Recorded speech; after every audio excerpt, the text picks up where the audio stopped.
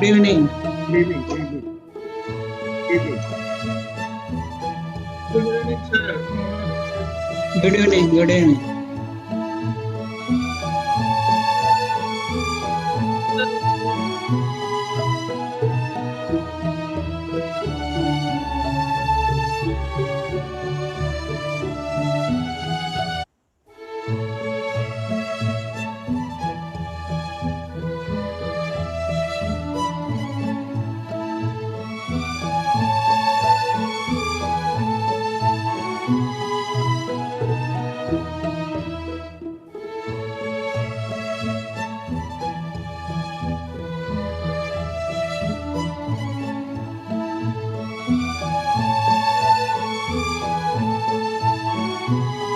All right.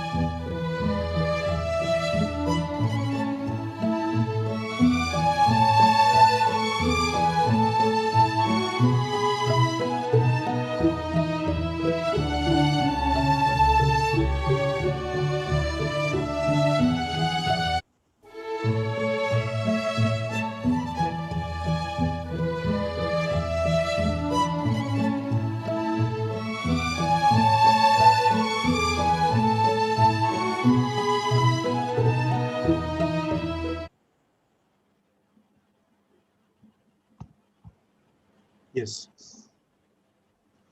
Good evening and welcome to this new subsection's first webinar. We are very proud to have our president, Dr. J.M.K. Murthy, with us, without whose blessings it wouldn't have seen the day of inauguration. I would like to tell you something about this subsection. It was in 2016, Chennai IN meeting, when I was speaking on meditation and brain, different structural changes, biochemical changes, molecular changes, immunological changes, and as evidenced by rest of the investigative tools. In that situation, after my talk was over, I had some 3 or 4 senior colleagues who told me, Amitabh, do you know that other factors also exist in the brain functioning and for which we have no idea? We think it is of nothing to do with brain. So that's the time when I started thinking about it, contemplating about it, and a contemplative neurology subsection was born, and which is seeing the light of the day today. Contemplative neurology is for those finest functions of the brain, which are functions of the brain, but we never had any idea about their neurological underpinnings, structural, physiological, biochemical, genetical. But now as the science is growing, we are able to see them more and more. So we want to know what is happening to them. We experience them everyday life. It's an experiential brain functioning, actually, experiential. Like, I'll tell you, we all see people hugging each other in the event of some tragedy, unknown people hugging each other, trying to console each other. We find people lifting children or injured one. We find people laughing with each other. There are various factors in the body, various functions of the brain, which are yet to be analyzed. So this is a micro lens. Contemplative neurology is a micro lens to look into the various these functions. It is to see really what claims have been made to be verified by our scientific gadgetry investigations and scientific eye. This is Sherlock Holmes' eyes to see the various claims which are existing about the brain functioning. With that thing in mind, I was joined by very eminent neurologist, and my colleague, convener, I being chairman, that's Dr. Sudhir Shah, who has been helping me all throughout in my pursuit. This was my brainchild, but I tell you, he's the real nanny for getting the brainchild walking, talking. So first step would be to inaugurate this thing, for which I had the privilege of inviting Professor J.M.K. Murthy, the eminent neurologist of the country and world eminence. We are proud to have the president of IN to inaugurate this subsection. Yes, Dr. Murthy, please. Thank you, Amitabh. I welcome on behalf of Indian Academy of Neurology all the attendees and people on the panel. Today is a great day. We have with us Sri Yogi Visionary Sadhguruji to share some of his ideas with us. It is a privilege to the neurological community. I thank you, sir, for sparing your valuable time to be with us. With these few words, I hand over the mic to Amitabh. Thank you. Yes, Thank you, Professor Murthy, sir. It is really a privilege to have your blessing. You are the sitting president of our Indian Academy of Neurology, so you are our honor. And it is really so great and so kind of you to have spared time on this Sunday evening. I also thank Dr. Amitabh Verma, the chairman of Indian Academy of Neurology, Subsection, Contemplative Neurology, who is also additionally chairman of Cognitive Neurology. I also welcome Dr. Nirmal Surya and other dignitaries from Indian Academy of Neurology. Surya is the oncoming president next year, and there are a lot of other luminaries who are there. And I also welcome the audience, which is, I have been told, is a great number. People have joined on different platforms. Now, I have an honor of introducing Professor Amitabh Verma, which is a very, very difficult task because Dr. Verma, as you know, is a multifaceted personality, multi-talented personality. Currently, he is the chairman of Neuroscience Supreme Hospital, Delhi, NCR, and as I said, he is a chairman of 2 subsections of neurology. He is a man of great repute, and he has a degree of MD and DM.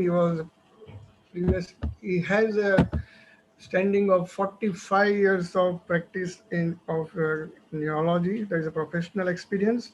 He has been the director of Senior Director of Neurology, Max Super Specialty Hospital. He is also affiliated to AIMS as a faculty, in the Apollo as a faculty, etc., etc.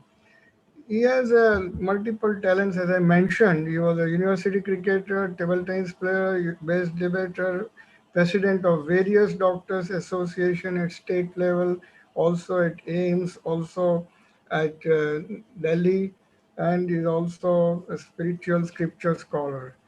If I go on telling about his achievements, it will take quite a while, but I may say that he had also achieved President Award as well as Lifetime Achievement Award from Neurology given by Lieutenant Governor Anil Baijal. He was the first ever neurologist to become the honorary physician to President of India. He is a corresponding fellow in American Academy of Neurology, chairman of several international and national conferences, including Parkinson's disease, Tokyo and Hong Kong, etc. So, my dear friends, without wasting my time, I have with you Professor Amitabh Verma. The flow of the program is like that, as you must have read. The first is a talk of 25 minutes by Professor Verma on I Feel Your Pain, that is neurological underpinning of empathy, compassion, etc. Then there will be contemplation with Sadhguru for about an hour, where Sadhguru will be answering some of the questions which we post to him, and we'll be also talking on neurology underpinnings. And then I'll be talking on neurobiology and spirituality of happiness. And then, if time permits, we'll have question answer. So let's have a feast of neuroscience and spirituality today. This is a first ever experiment, and I wish blessings from all of you as well as cooperation. Thank you very much. With that, Professor Amitabh Verma, please take over. Thank you, Dr. Sudhir. Good evening, my friends. Please lend me your ears, especially my very good friend, Professor Nirmal Surya. He's the one who encouraged me to go ahead. We have seen people lying on the roadside, and then without any relation with them, we get tears in our eyes. Why? No relations. What happens to us? Why we hold their hand and they feel comforted? This is called empathy. It is perceiving, understanding, and experiencing emotional distress. It's a feeling. You feel the same pain what the other person is experiencing. That's what is the empathy is. But once you feel the pain, you don't start remaining distressed only. You want to act to help them out, to relieve the agony. And that's what is called as compassion when it happens this way. So it's a negative feeling you get yourself because of the person, and that negative feeling gets converted into a motivation and action to relieve the thing. And once you relieve them or give them comfort, you get a positive feeling. So empathy is negative feeling, compassion is a positive feeling. They have different neurological underpinnings. No doubt in literature, a lot of confusion has been there, which are misusing and interchanging the names. Now, it is like a telepathy. It's like not like a telepathy, it's a Wi-Fi. You receive the signals, how you do that, and what happens to the brain. For that, we'll have to see some of these things. We must know that in clinical empathy, it has both cognitive and affective. Doctors cannot become emotionally charged. So they think about it cognitively, what is happening to them and why it is happening to them and what should be done. That's it. So empathy has a cognitive aspect and emotional aspect for all the people. Many people, non-doctors also, don't get moved that much easily, but they remain there cool and try to help people. So that's what it is. It is the skill of understanding what a patient says, feels, thinks about situation from his perspective, and physician effectively communicating this understanding to the patient. Now this connects with the patient, and this is the main patient-provider relationship. Main component is the pillar of professionalism. There's a scale to measure it. It's the Jefferson scale of physician empathy. 2040 is the scale, which I'll tell you later on. So the three types of empathies are there. We mentioned you feel the patient, a person feels the pain, observer gets the same pain or thinks about that pain. When you get the pain, you react. It's a compassion. How do you find them? How do you try to see what is happening inside the brain? By functional MRI, by resting MRI, by focal lesion studies, by VBM studies. There are special types of MRI studies within the living brain, and different structures of the brain have been found to be affected by that. This is a meta-analysis. What I'm going to tell you is a meta-analysis. This meta-analysis is of 32 studies for the coordinate-wise and 9 studies from functional magnetic resonance-wise. Somebody gets pain, so you get anti-insula, anti-cingulate cortex, or anti-insula. These are the main 2 factors, and rest of them are for the cognitive and this is for the emotional thing, and that's for cognitive and compassion. I'll show you how. Suppose this child is crying. You see that. You see the tears. So very simple. Tears are that he must be sad, wanting to help, feeling sad. But no, neurologically it doesn't happen that way. When you see a child crying, if the vision goes, there is a clear cut here, the vision comes, impulses are there, you see the crying, which is recognized by STS, superior temporal sulcus, posterior aspect of it. From there, the impulses, if their connections are there to the rostral IPL, where the mirror neurons are there. These mirror neurons get connected with the inferior frontal gyrus. There are another mirror neurons. So the previous parietal neurons, they try to see the kinesthetic aspect of the movement, and the superior temporal neurons were saying the discharge when the vision was seen, and the frontal one takes the movement into action. So here you can see from here, from the vision area to the temporal area to parietal to the frontal area. So a mirror image is created, a model is created, whatever we are seeing. So this is the Wi-Fi which has happened. That's what happens when I feel your pain. This is a famous statement by Bill Clinton. He says, many politicians use the same phrase, but after seeing you feel the pain, do you react or do you just forget about it? That's the important thing. Emotional empathy. So important thing for emotional empathy, as I've told you, is putative mirror neuron system, and insula and amygdala. Insula tells you the feeling that you feel the pain. Amygdala gives you the emotional valence to it. Where these are the same areas, but here you'll see something else. TPJ, temporal pole, inferior parietal lobule, okay, and then precuneus and MPFC. This is medial prefrontal cortex. I'll tell you what happens to them.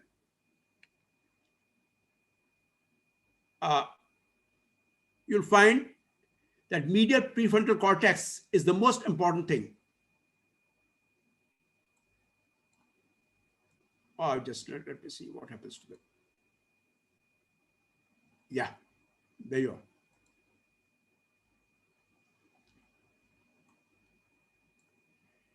This is the regulator of our, is a controller over the temporal pole of our emotions area.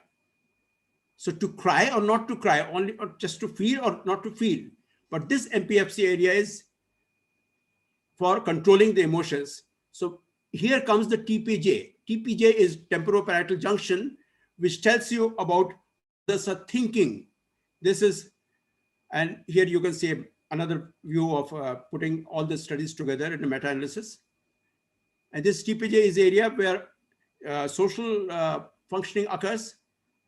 It is the cognitive ability to think about another person's beliefs and intention. So after seeing, the emotions goes there. And then one starts saying, no, this is not to be cried upon, but we have to help.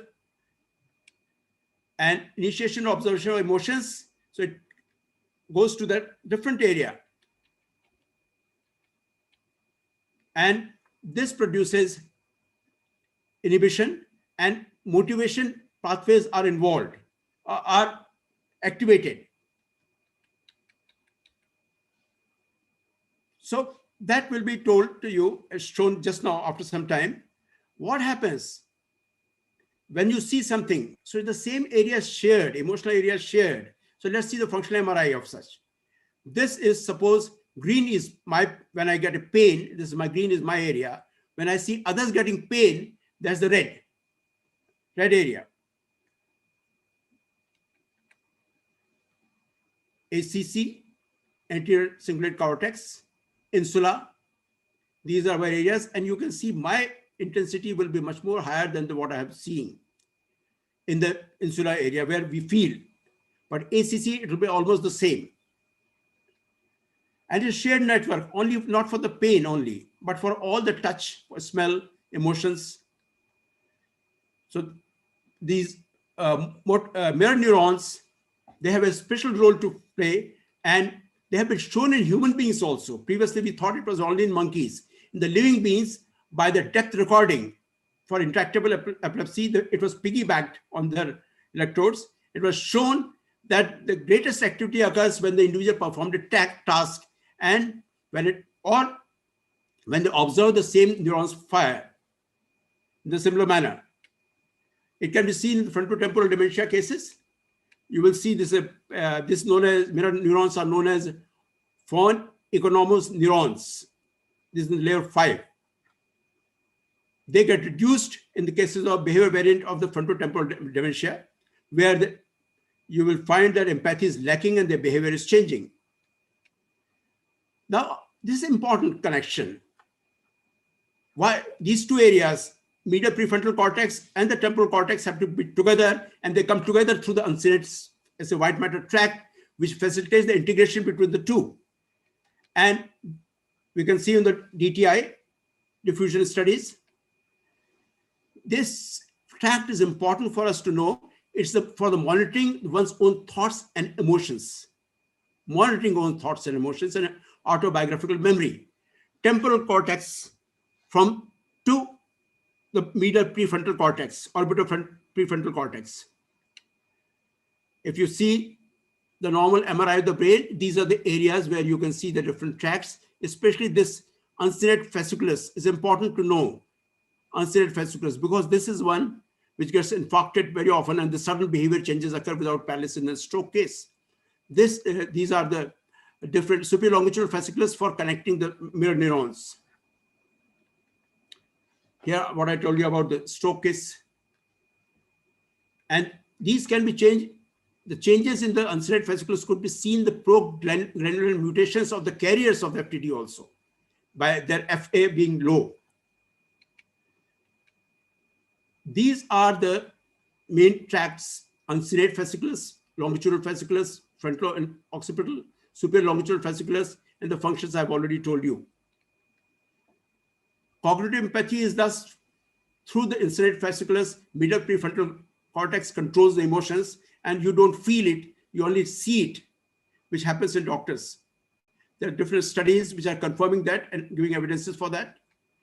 Now, so if you see all these pictures, only pictures, what happens?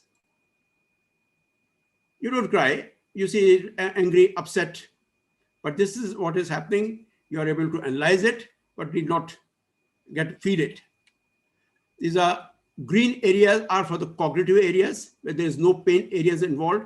In cognitive evaluative empathy, there is no insula and ACC involvement, whereas the red area is for the what you call as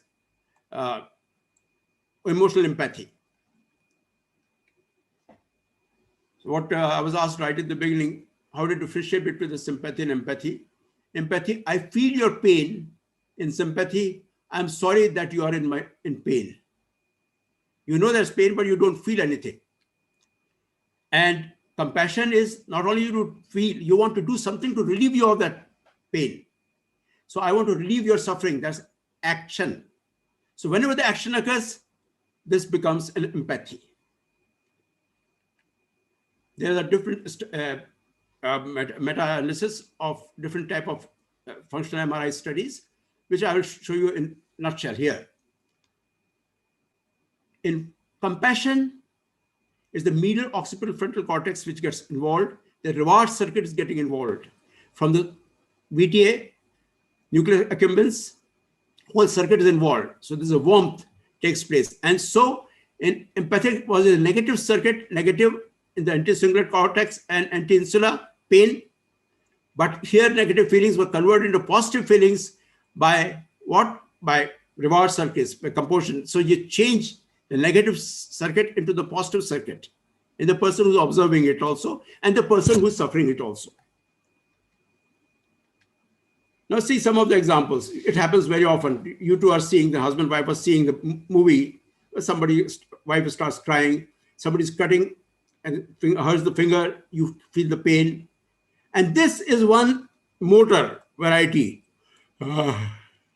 Once you yawn, it spreads like a contagious. Many people, I'm sure, many of us would be trying to do that, trying to prevent from doing it. This happens in all the animals.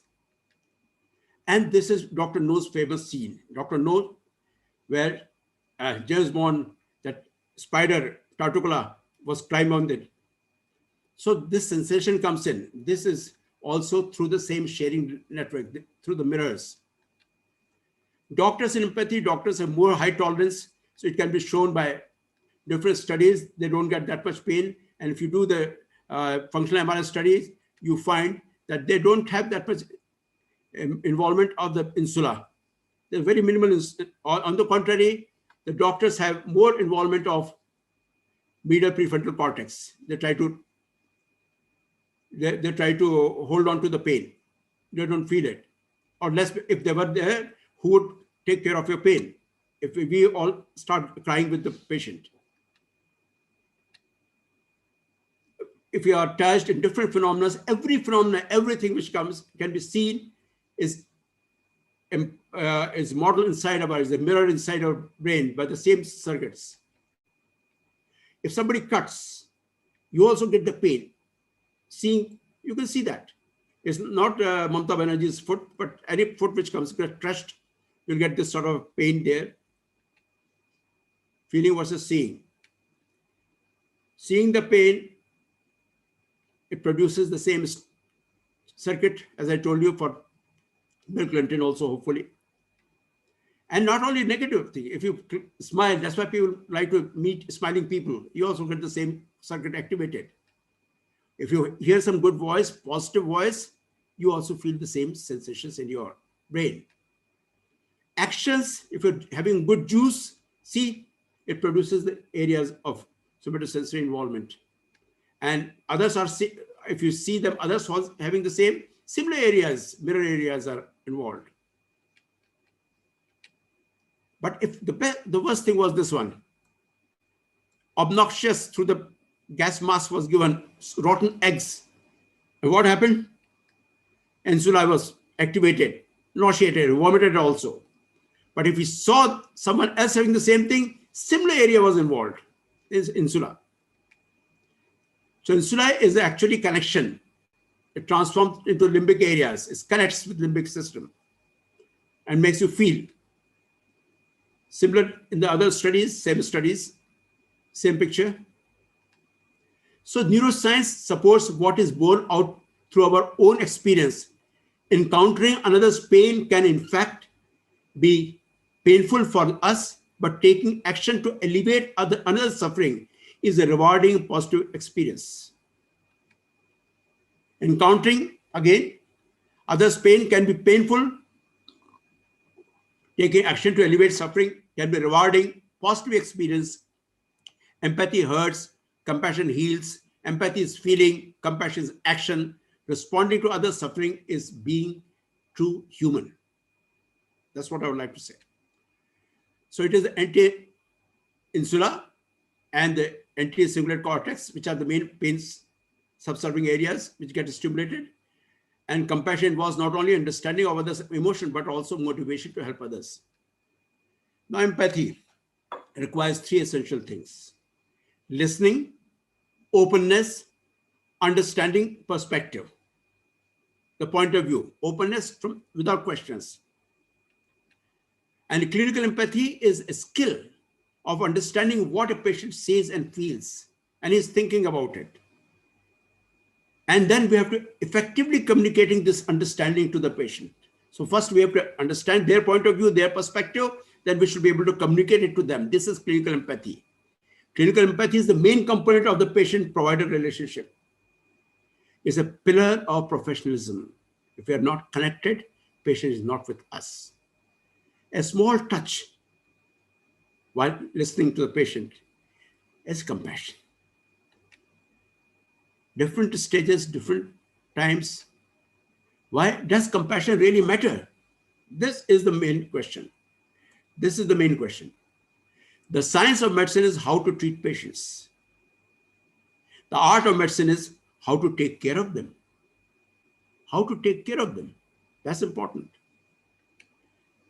Now, this is a study from Boston, Harvard, and published in NEJM and JAMA, that there are 50% healing with a compassionate clinician seeing the patient just before the anesthesia and after the anesthesia. In both the cases, the healing occurs earlier and the pain becomes less. How does it happen? Holding the hand, touching, this you'll say is Lambo Jumbo. No, this is I'll tell you the scientific evidence of it. Activation of parasympathetic nervous system can also be thought to be relaxation response. It produces a positive emotion, the warmth, the calming effect that we feel when someone cares deeply about us and shows us compassion. This is from the Wake Forest University, which showed scientific evidence supports that human connection is a powerful activator of not only positive emotion, but also parasympathetic nervous system. So it harnesses parasympathetic nervous system, more oxytocin is released, trust bonding hormone is released, and the patient starts healing much better.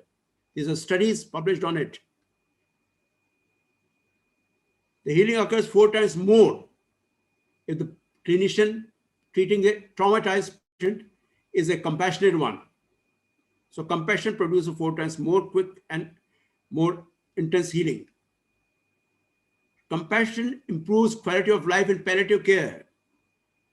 Care actually survived on an average 30% longer. 30% longer if the clinician is compassionate. Now this is in the proceedings of the National Academy of Science of the United States of America, PNAS. Brain-to-brain coupling during hand-holding is associated with pain reduction. Brain-to-brain coupling may be involved in touch-related analgesia. During experimentally induced pain, the compassionate touch of a trusted other results in physiological coupling. This was the investigation. You can see the experiment design, holding, and how the coupling occurs. So it produces, not only that, it produces analgesia is less there in these cases. Then patient-centered interviewing, patient-centered means compassionate interviewing. It reduces the insular activation, reduce pain-related neural response in anti-insula. You can see that here. In the neurology OPD, patients sitting there, they're put onto care instrument, and this is an instrument to measure compassion in doctors. And they found those neurologists who had more compassion of treating migraine patients, their patients improved much better. They had less high migraine and less intensity and less frequency. And the trust in physicians plays a major role. And how the trust comes? Not because of marketing, not about the shows, not by 220 publications on 17 books, chapters written. Patient doesn't know about it. Patient knows how the patient can, whether the doctor can inculcate or initiate a sense of compassion in them. This was a study was done by Michigan State University on 550 OPD patients, and NIH supported studies in University of California, which said very clearly the trust was directly related to compassion of the physician. So compassion brings us to the stop and to a moment we rise above ourselves. But are we in the midst of compassion crisis? It has been said so. After a bus accident, 6 died and 55 survivors recalled only 2 things. First, the trauma, physical pain of the impact of the accident. And the second, lack of empathy and compassion in the medical caregivers. This is a very damaging statement. So it was studied. Harvard data, Harvard people studied it, and in Health Affairs it was published, where they found 50% of the healthcare providers not compassionate at all. And what patients thought, 2/3 of the patients had lack of compassion experience. 70% of opportunities of compassion are missed by physicians. Only 1% of the communications from physicians have compassion content when they write to patients. No compassion when it is maximum required. 1/3 of the end of the life discussions has no compassion, 0 compassion, end of life discussions. 74% of ICU workers showed no compassion for the patient or the families. Chicago study reveals, it was a federal funded study, surgeons had less than 1% compassion. Think of it. Empathy declining in physicians during training. Why?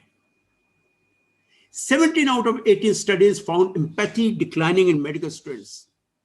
As per Johns Hopkins studies, residents spend only 12% of their time seeing admitted patients compared to 40% time doing computer work.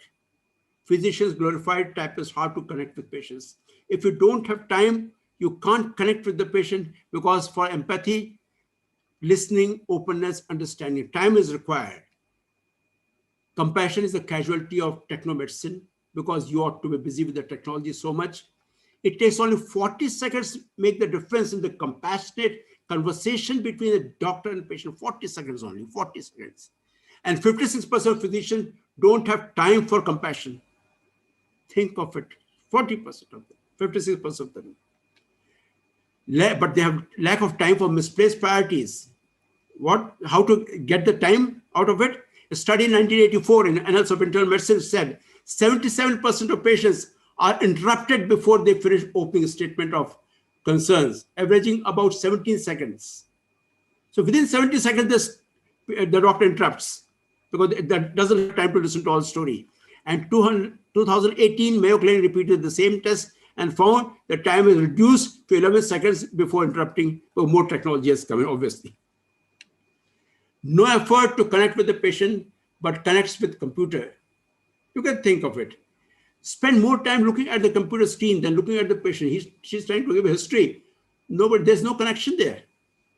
Because the era of electronic records, research shows that healthcare providers spend more time looking at the computer screen than looking at the patient's eyes. Clinical empathy, Jeffers scale, which was found that family physician, general medicine people, and the medicine-related specialties, they score higher on the Jefferson scale of physician empathy than the students entering technology-oriented specialties such as pathology, radiology, and anesthesiology. They score lower, and surgery with technologies. So this is leading to physician burnout. What is physician burnout? Emotional exhaustion, depersonalization, not connecting with the patient, a lack of sense of personal accomplishment, so they feel negativity. So the healthcare environment with its packed work days, demanding pace, time pressure, and target pressure, they get exhausted, burnout. So what happens? A study is done, and neurology and urology top the study of getting burnouts. 54% urology doctors, 50% of the neurology doctors, they have a burnout apart from the other, which I'm not going to detail. Irrespective of the age, maximum in the middle age group, between 40 and 54. The reason for that burnout is too much of non-clinical work, bureaucratic work, chart work, and increasing computerization of practice. Focus on tasks rather than caring, increasing use of technology, treating just a diagnosis rather than a whole person. Healthcare has become dehumanized. Think of it, a child goes to the pediatrician, doctor comes back, usually would draw a white coat person with his stethoscope around and smiling. But now she draws or he draws a person sitting on the chair with the back to the patient, the family, and his hand on the keyboard and looking at the screen. That's what the doctor is now.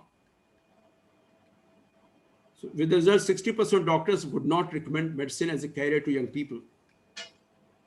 When we became doctors, apart from the other things, but it was a calling also. Working in healthcare is just not a job, but it's a calling. We share most intimate aspects of people's lives in the darkest and the most difficult moments. Walking with people through the worst, most intimate moments of their lives is a sacred thing, is a real human thing. But alas, it's turning into a job now. You have to finish the job. So what are the solutions? You'll be surprised to know that it's compassion, empathy is not in medical curriculum. It should be included in compassion should be included in the medical curriculum. Not even in code of medical ethics, or think of it. American Medical Association was the same, but there was a lot of hullabaloo was made. So in 2001, it was added, and it was said that with compassion and respect for human dignity and patient. So the time has come that we should also listen to the patients, and the need of the hour is that compassion should be cultivated within ourselves, built within ourselves through the curriculum. Thank you very much. Thank you. Now. Thank you, sir. Thank you very much. Yes, sir. Please go ahead. Wonderful talk. Wonderful. So nice. Thank you. Thank you. I hope the message, our president is here, our executive committee is here. At least we can ask for the compassion to be included in the curriculum. At least that much we can do for the patients. It is in their interest and our interest as well. So now the time has come. Time has come to go to our next part, and really the most opportune moment for us to see what happens when we interact with Sadhguru. I will take the privilege of opening this meeting by welcoming you all. Before that, I must tell you this is a Contemplative Neurology subsection of Indian Academy of Neurology, which is organizing this to bring about knowing what is beyond neurology, what we know about neurology, what happens beyond that, where the answers are not yet available, for which we're now knocking at the door of the wisdom personified. Well, let me introduce myself. I'm Amitabh Verma. I'm chairman of this subsection of Contemplative Neurology. I'm also chairman of Cognitive Neurology section of Indian Academy of Neurology. I had been as a physician for 50 years, 50th running now, and 45 years as neurologist. I was teaching for some time at All India Institute of Medical Sciences, New Delhi. I practiced in New Delhi as chairman of Super Specialty Hospital. Well, my colleague, Dr. Sudhir Shah, is very eminent neurologist from Ahmedabad. I'm from Delhi, he's from Ahmedabad. He's professor, director, head of department of Medical College of Ahmedabad. He's also director of Sterling Hospital. He's the recipient of Padma Shri and also B.C. Roy Memorial Award. Very illustrious career and a good human being, the best thing. My colleague, who is a convener of my subsection of Contemplative Neurology. Now, Professor Bala. Dr. Bala is director of Sadhguru's Center for Compassion and Planet Consciousness at Harvard Medical School, Boston. He is also professor of anesthesiology at Harvard. He did his post-graduation from All India Institute of Medical Sciences only. At the best of the places in the world, he has been trained, and he is a leading cardiac anesthetist on which cardiac surgeons rely. I would like to thank him for being a part of it, for interconnecting us properly. And then comes the privilege of introducing Sadhguru. Considered among India's topmost 50 influential people, Sadhguru is a yogi, mystic, best-selling author, and a poet. Absolute clarity of perception places him in a unique space, not only in a mere spiritual, but in business, environmental and international affairs, and opens a new door on all that he touches. Sadhguru's talks have earned him the reputation of a speaker of international renown. He has received the Padma Vibhushan, initiated Rally of Rivers, an ecological initiative supported by over 160 million people, been a lead speaker at the UN General Assembly and a regular at the World Economic Forums. Besides speaking at establishments such as the World Bank, House of Lords, UK, World Presidents Organization, MIT, University of Oxford, Google's, to name a few. It's a privilege to welcome you, sir. Dr. Verma, thank you so much for your welcome. And it has been my privilege to interact with the two of you, neurologists, eminent neurologists in your field in India, and also with Sadhguru. I wanted to start off with following our conversations in the last few days to ask you, where do thoughts originate in our brain? Can you contextualize that neurologically, Dr. Verma, please? Well, that's very interesting. We all have been wondering about it. We all keep on thinking. Our brain is always occupied with thoughts. Where do they arise from? What are the thoughts actually?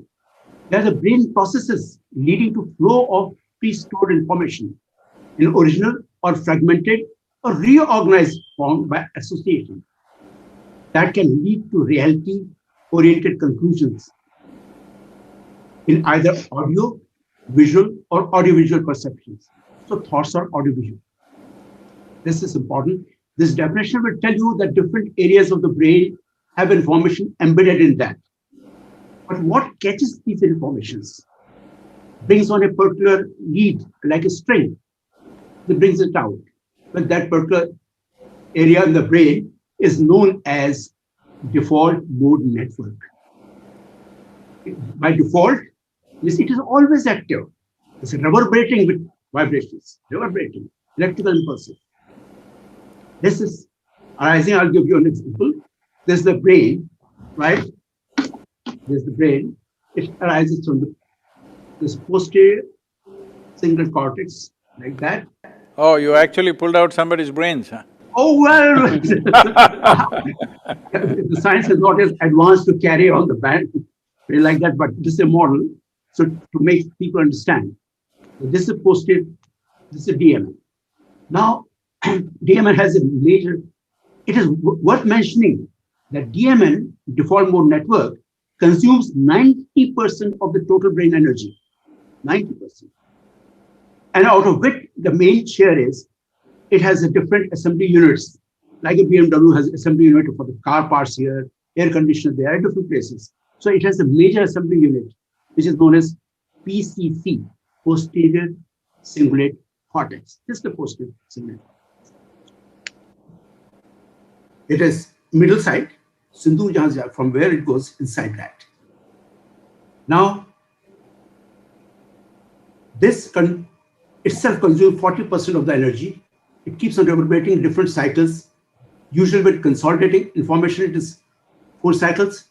When it's fast interconnecting with other areas, it is up to gamma, beyond 30. Now, this has to do, along with this area, which is precuneus, it has to do with our self-awareness, human awareness, not self-awareness, human awareness. Also with the perception of the environmental, memory, retrieval, episodic memory, or autobiographical memory. I must tell you, brain is a CEO of nervous system, having these processes all over the body, nerves. So it gets information, memories from everywhere. This area of the brain increases when we are concentrating on something outside, decreases its metabolic activity when we are focusing on something,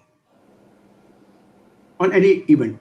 It has connections, it withdraws information from different places and forms these functions. Then comes another area near to it, this angular cortex.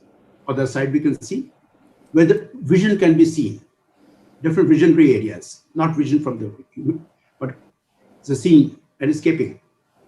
Then we have, next area would be insula, which is, these are the hubs actually, which gets all the information from the different parts of the viscera inside the body and gives you a feeling of pain also.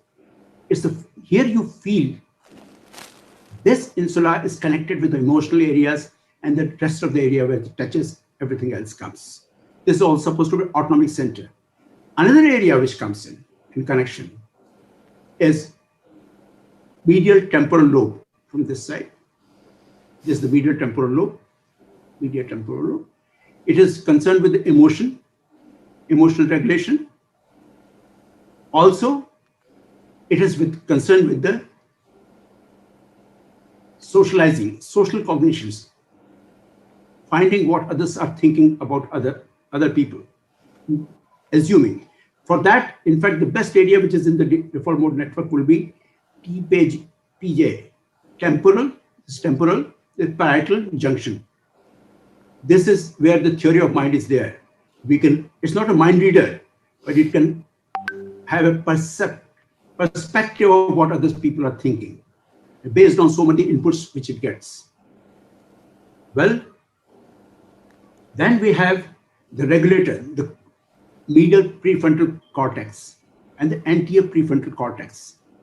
These are the areas. Medial prefrontal cortex is the regulator, decision maker, which has to do or not to do, which puts a brake on many of our plans and actions. And this anterior prefrontal cortex is telling us what to think about future, what are goals in future. All these together produce mind wandering, mind chatter. We all undergo that unless we are focusing on that. It has a beauty of its own. No doubt it consumes all the energy, but out of which creativity also arises, something new comes in. Now, these are the different DMN area, but there are other things also, other networks, parietal, frontoparietal networks, attention salience network. It's like a spotlight where to focus our attention. On the stage, there are so many actors. The spotlight tells us this is the actor. Same thing, salience network. Then dorsal attention network, which tells you visual movements, where to move eyes and see. So different factors are there. They all are interconnected. So we keep on getting information on these areas and just continuously working. It has also been suggested, not every person doesn't agree because these are new things which are coming up, that this is active during dream stage also. As I said, these are fragmented and new associations of all these. I would like to say that this is something like a piano keyboard. Keys are there. They're pressed and melody is formed. Who presses it at what sequence? This matters. So the DMN's work is to get all the information. That's what we know about thought. But every cell of these cortex, different areas, has the molecules getting converted into chemicals, and then electrical energy, which come into the pathways. So from invisible to micro to macro and to audible. So visual, audible thoughts are going on in our brain and times. Similarly, I would like to know exactly who is controlling that, creating it. If I'm seeing you, sir, I'm seeing Bala, Sadhguru, Sudhir. Vision is going on inside, but who's perceiving it, saying that, look here, you are rewarded for your life by being with Sadhguru. Who's there? Who tastes? Who smells? Who gets the pain? Who is me? Who's me inside the brain? Who's getting all this information? Despite knowing all neuroanatomical, neurophysiological, neurochemical, neurotransmitter, neuroelectrical, but we do not know who's the initiator and who is the receiver of all this information. So this is my request to Sadhguru to enlighten us with yogic senses.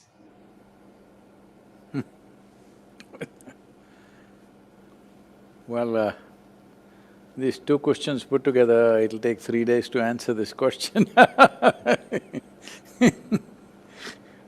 You are all the qualified people in the arena. I know only what I know by my experience. I'm not someone who studied these things, but in the yogic system of practice, strengthening of neurological system is a very, very significant part of it, because the whole science of yoga is only about enhancing our perception, because yogis are hard nuts who will not agree with any deductions or refuse to believe anything that is not in their experience.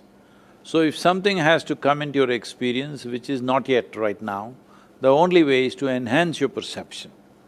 So in the process of enhancing the perception, having a very strong, vibrant neurological system is very important. If maybe people are not aware of this, in yogic system, we don't see brain as a separate thing. We just see, the spine and the remaining parts of the neurological system as, like the roots of a tree and the stem and the brain as the flower. So we don't do anything particular about the brain, but largely about the enhancing the capacity of the neurological system. It can be brought into a space where it doesn't jangle for any reason, whatever happens in our lives, whatever situations or things hit us, a certain stability of neurological system is something that a yogi always strives for, because this determines the level of perception that you have and your ability to handle your perception. For a whole lot of people, they must be glad that they are not perceiving many things in the world. They live in for them ignorance is bliss, because if they know everything that's happening, they will not be able to sleep, they will not be able to do anything, they will go crazy. So this is why this term, saying, ignorance is bliss has come, because for many people they cannot handle their knowing, they cannot handle the reality of their existence. So having said that, what is the basis of thought? Well, Doctor, you explained the mechanical situation of how a thought is generated, what's happening in the brain. This default mechanism is something that is recognized in yoga also, and one important aspect of yogic sadhana is to stop this default. That by default, whatever is happening, the default mode of your neurological system must come to a standstill, so that what you do in your neurological system is largely by design, if not absolutely, largely by design. Once this happens, your ability to see things clearly, your ability to manifest what you want in the world is greatly enhanced, so greatly enhanced that ordinary people may think this is some kind of a superhuman possibility. Well, the purpose of yoga is not to become superhuman. The purpose of yoga is to realize that being human is super. So, as evolutionary sciences go, all of us know that on top of the pile, of evolutionary pile that we have of millions of creatures on this planet, we are on the very top. The only reason we are on the very top is of the sophistication of our neurological system. Our muscular system, our skeletal system, our other things are not as robust and strong as many other creatures on the planet.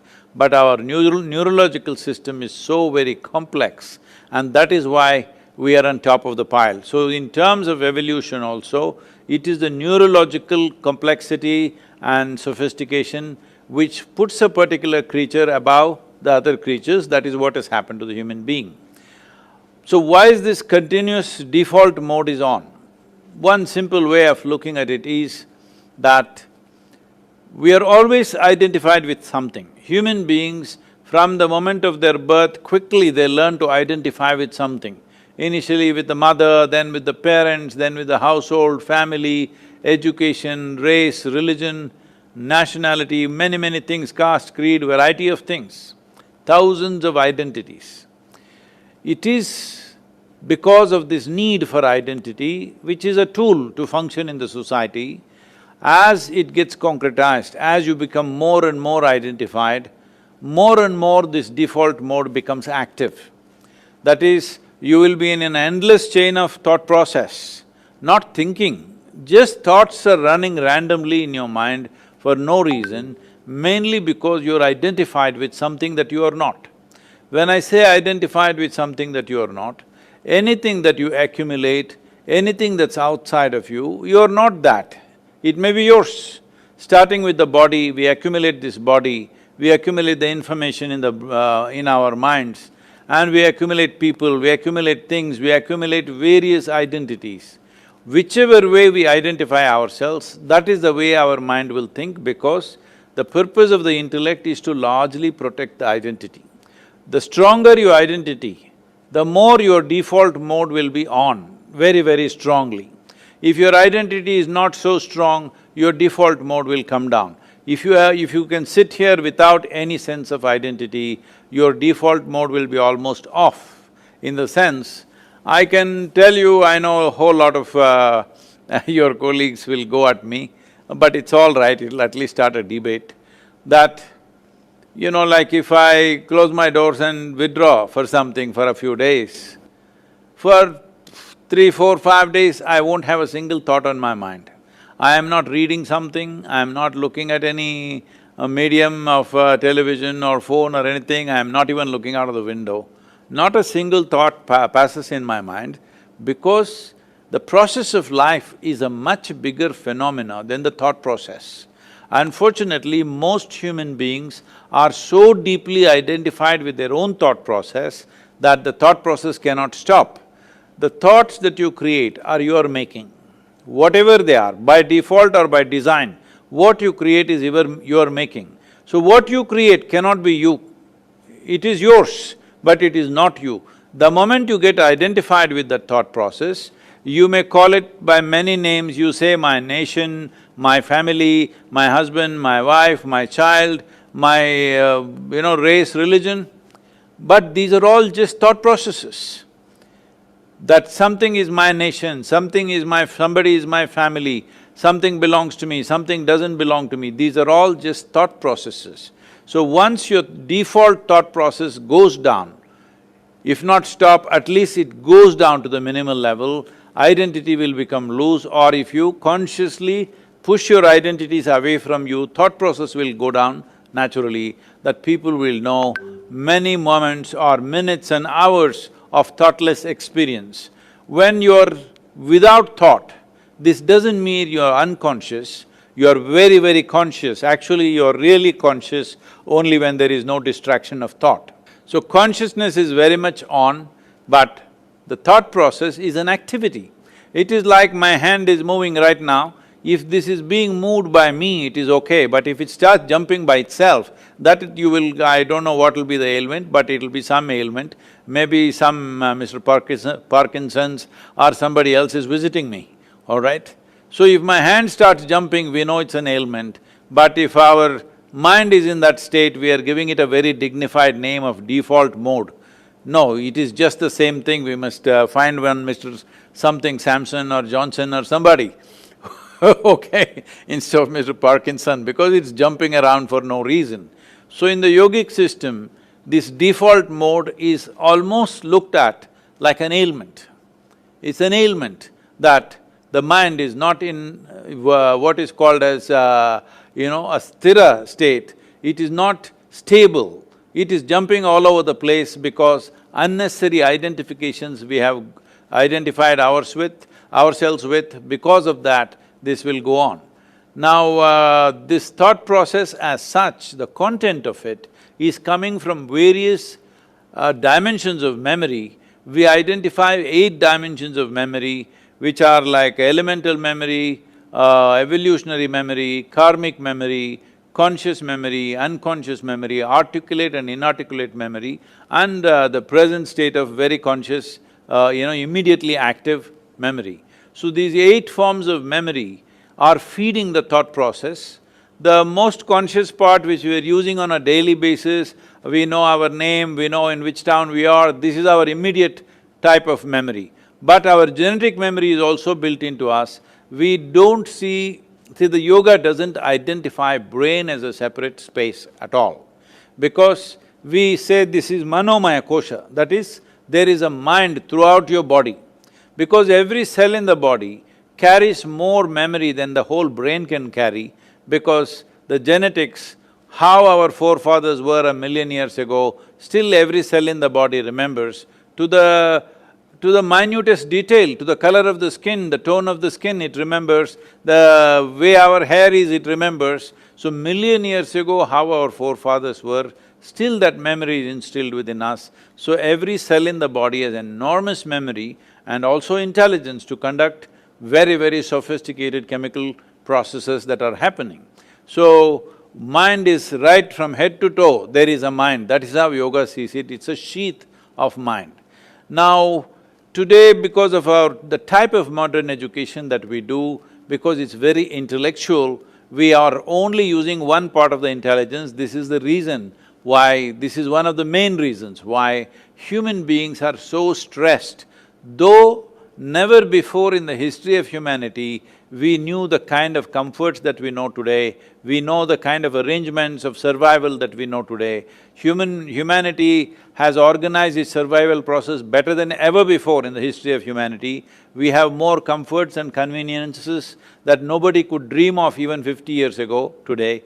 But people are stressed mainly because of this. They are using only one aspect of their intelligence, not using the other dimensions of intelligence. This is like you're driving a car, you try to drive it on one wheel, of course car will be in enormous stress. Right now, whatever people are doing, whether they are doing business, academics, even spiritual leaders and political leaders and students, even school students, everybody is stressed because they are trying to run on one leg, not using both the legs or not using multiple aspects of intelligence that we have. Because our schooling system has become like this, it's become purely intellectual. Intellectual process cannot operate without the data that we have already gathered. Whatever our intellect does can only operate within the scope of the data that we have. If we don't go beyond that, it will be very stressful to even do small things. And this whole thought process going on without respite is mainly because of this, that we are super identified with our own thoughts and emotions. We have come to a space where we are misunderstanding psychological reality as existential. Once we make this mistake, the default mode is the most dominant mode within us. That means our mind is not being used by us. Once in a way it may be useful, most of the time it's a nuisance. Thank you, Sadhguru. That was fascinating. But because Dr. Verma said I couldn't help myself ask this question, he said 90% of the energy is spent by DMN, or the default mode network. So we do programs with you, Sadhguru. At some point, somewhere, we experience deeper states of consciousness, or at least diminished levels of thoughts. What happens in your presence can be effortless sometimes. So what is it actually happening? I mean, I cannot do that at home. I mean, I can try it, but not to that same level. Are you giving us energy to overcome this default mode network? Well, you can do it anywhere. It's just that, in the beginning, when you don't know what you're doing with yourself, maybe you need the support of the atmosphere. When I say atmosphere, well, now you are asking questions which will be considered either paranormal or mumbo-jumbo, whatever you want to call it. But is there life functioning beyond our understanding, intellectual understanding? Obviously it is, there's simply no question about that. So let us not either accept it or dismiss it, let us look at it. See, the way to look at this life is like this. This is a living cosmos. What you call as you and me is just a small bubble in this cosmos. Suppose you blow a soap bubble, there is two bubbles, your bubble and my bubble. If the bubbles burst, then there is no such thing as your air and my air. So the air was everywhere, we captured a little bit. Similarly, this is a living cosmos, we captured a little bit of life. How much life you capture is how significant your life will become. When I say significant, not socially significant, significant in terms of your experience. When I say significant in terms of your experience, that is, if you sit here, simply for no reason, your life is worthwhile just sitting here because it's become so significant presence within yourself. If you generate this presence because you are blowing a big bubble, you are blowing a big bubble, the bigger the bubble, the thinner will become the soap sheath. The sheath of the soap will become thinner and thinner. Similarly with this, the physical body, in some people, the physical body may be the most dominant presence. Somebody has grown big muscles and they're young, for them the body is the most dominant thing. Well, for somebody else, all of you academics, maybe for you, your intellect, your mind is the most important thing or the most dominant factor in your life. There is somebody else for whom their emotions are the most dominant factor. Similarly, you can make your life energies also the most dominant factor. So, the yogic practices are always seeing, they're not trying to make you better, they're just seeing how that… what can you do to capture little more life so that you are a bigger presence. So in your experience, the life or the life force becomes more dominant an experience than your body and its ways, your mind and its ways, your emotions and its ways. Whatever your thoughts, your emotions and your physiological, utterances and compulsions that are there, all these things will recede simply because your life energy has become very dominant. So because in a program, whatever you have been through, Bala, because not everybody is able to do the necessary practices, different people come with different levels of preparation. One thing that we are doing is really flooding the place with a certain kind of life energy, which costs life for the people who are doing it.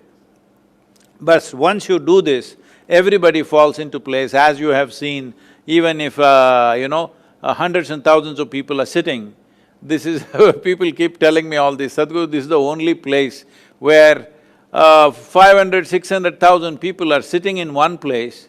If I say close your eyes, everybody closes their eyes and sits there unmoving. Many of them have come there for the very first time, they are not trained practitioners or anything. This is simply because if you create a certain energy, then in your experience, your life energy becomes more dominant than your body, than your intellect, than your emotions. Suddenly, when this becomes important, this becomes dominant in your experience, the needs and compulsive nature of body and mind will recede. In that you will experience your thought process has settled down. Whether it's your body or your mind, everything that's physical in nature is naturally cyclical.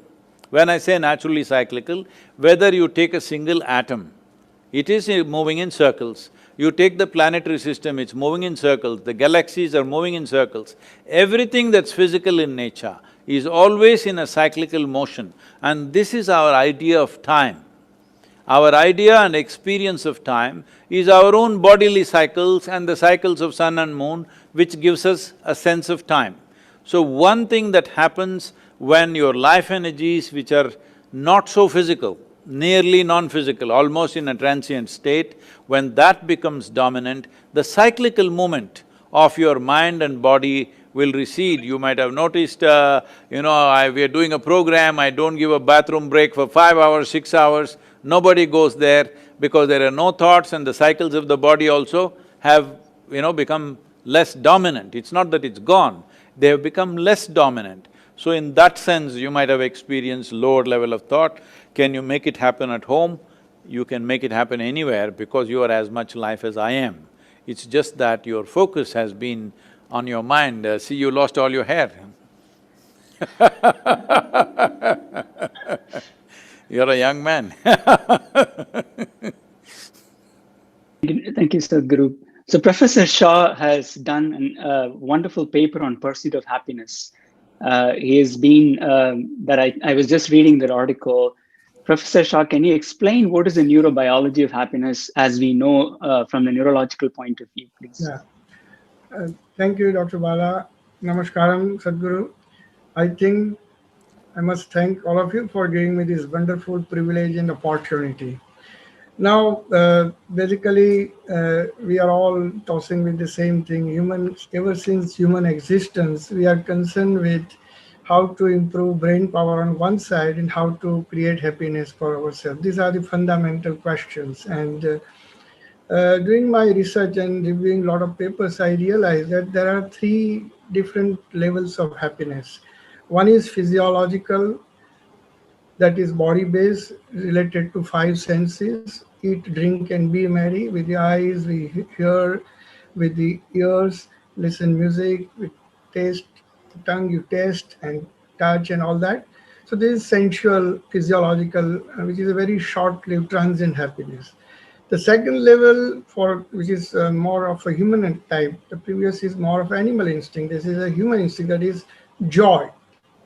The previous one is pleasure, the next level is joy. Joy is achievements, awards, successes, creativity, imparting joy, like you are imparting knowledge. So all these building communes and creating institutions, this is all falling under joy, that is satisfaction level. And the third, which is most important and which very few people really seek for and get it actually, is bliss, that is Nijanand, and that is the highest level of happiness. So although the words have same dictionary connotations, I think they have different meaning contextually. And when I was looking at the neurotransmitters, the different sets of circuits and neurotransmitters are involved. As for example, in the pleasure, that is in sensual-based happiness, we have more of dopamine and serotonin, and to some extent noradrenaline play. And it is typically transient, and perpetual demand occurs, so that you become unhappy when your desires are not fulfilled. Joy is little longer lasting because there is oxytocin, vasopressin, and prolactin in addition to the previous chemicals. And their neurocircuit is different. The brain area that is involved also different. And there you have bonding, social kind of connections.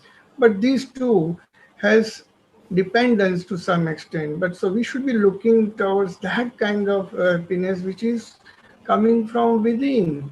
And Sadhguru, I heard some of your talks, you'll be mentioning that our inner core is all full of anand and bliss. It is we who have created unhappiness for us with our thoughts, desires, emotions, ego, perceptions, beliefs, attitude, etc., and whatnot, and what you told just now. So I think looking at this, when neuroscience tries to fix it up, we come to know that 20% of our happiness is derived from our genetic input. Okay, and genes can now be modified with epigenetics, with your thoughts, behavioral patterns, meditation, and altruistic actions. A day will come when we'll be able to do actual gene editing. So you will come to, say, Dr. Bala has a problem, will come to my lab and I will actually edit his genes and will be a happier person. Well, jokes apart, there are other things that neuroscience can do is to do, some changes in the attitude shifting, meditation. 50% of our happiness comes from attitude, behavior, relaxation, meditation, and relationship management. The rest 30% comes from our physical things like health, money, and kind of circumstances. So, Sadhguru, we have ways to modulate brain with some drugs, and also remove our anxiety, depression with drugs. Also do counseling. We have bionics. We have some kind of deep brain stimulation techniques coming up. We have neurostimulation. And with Elon Musk and others, we might be having some kind of artificial intelligence to help out human sufferings. But I know that neuroscience has limitation, and unless the strength of neuroscience is coupled with the wisdom and vision of yogis like you and the yogic practices, I think neither happiness nor brain power can be achieved properly. So we are looking for a kind of contemplation and some combination where neuroscience can get wisdom from yogis like you. So I'm sorry to be a little elaborate, but I thought this question is most fundamental to human existence. So kindly enlighten on this. Thank you very much.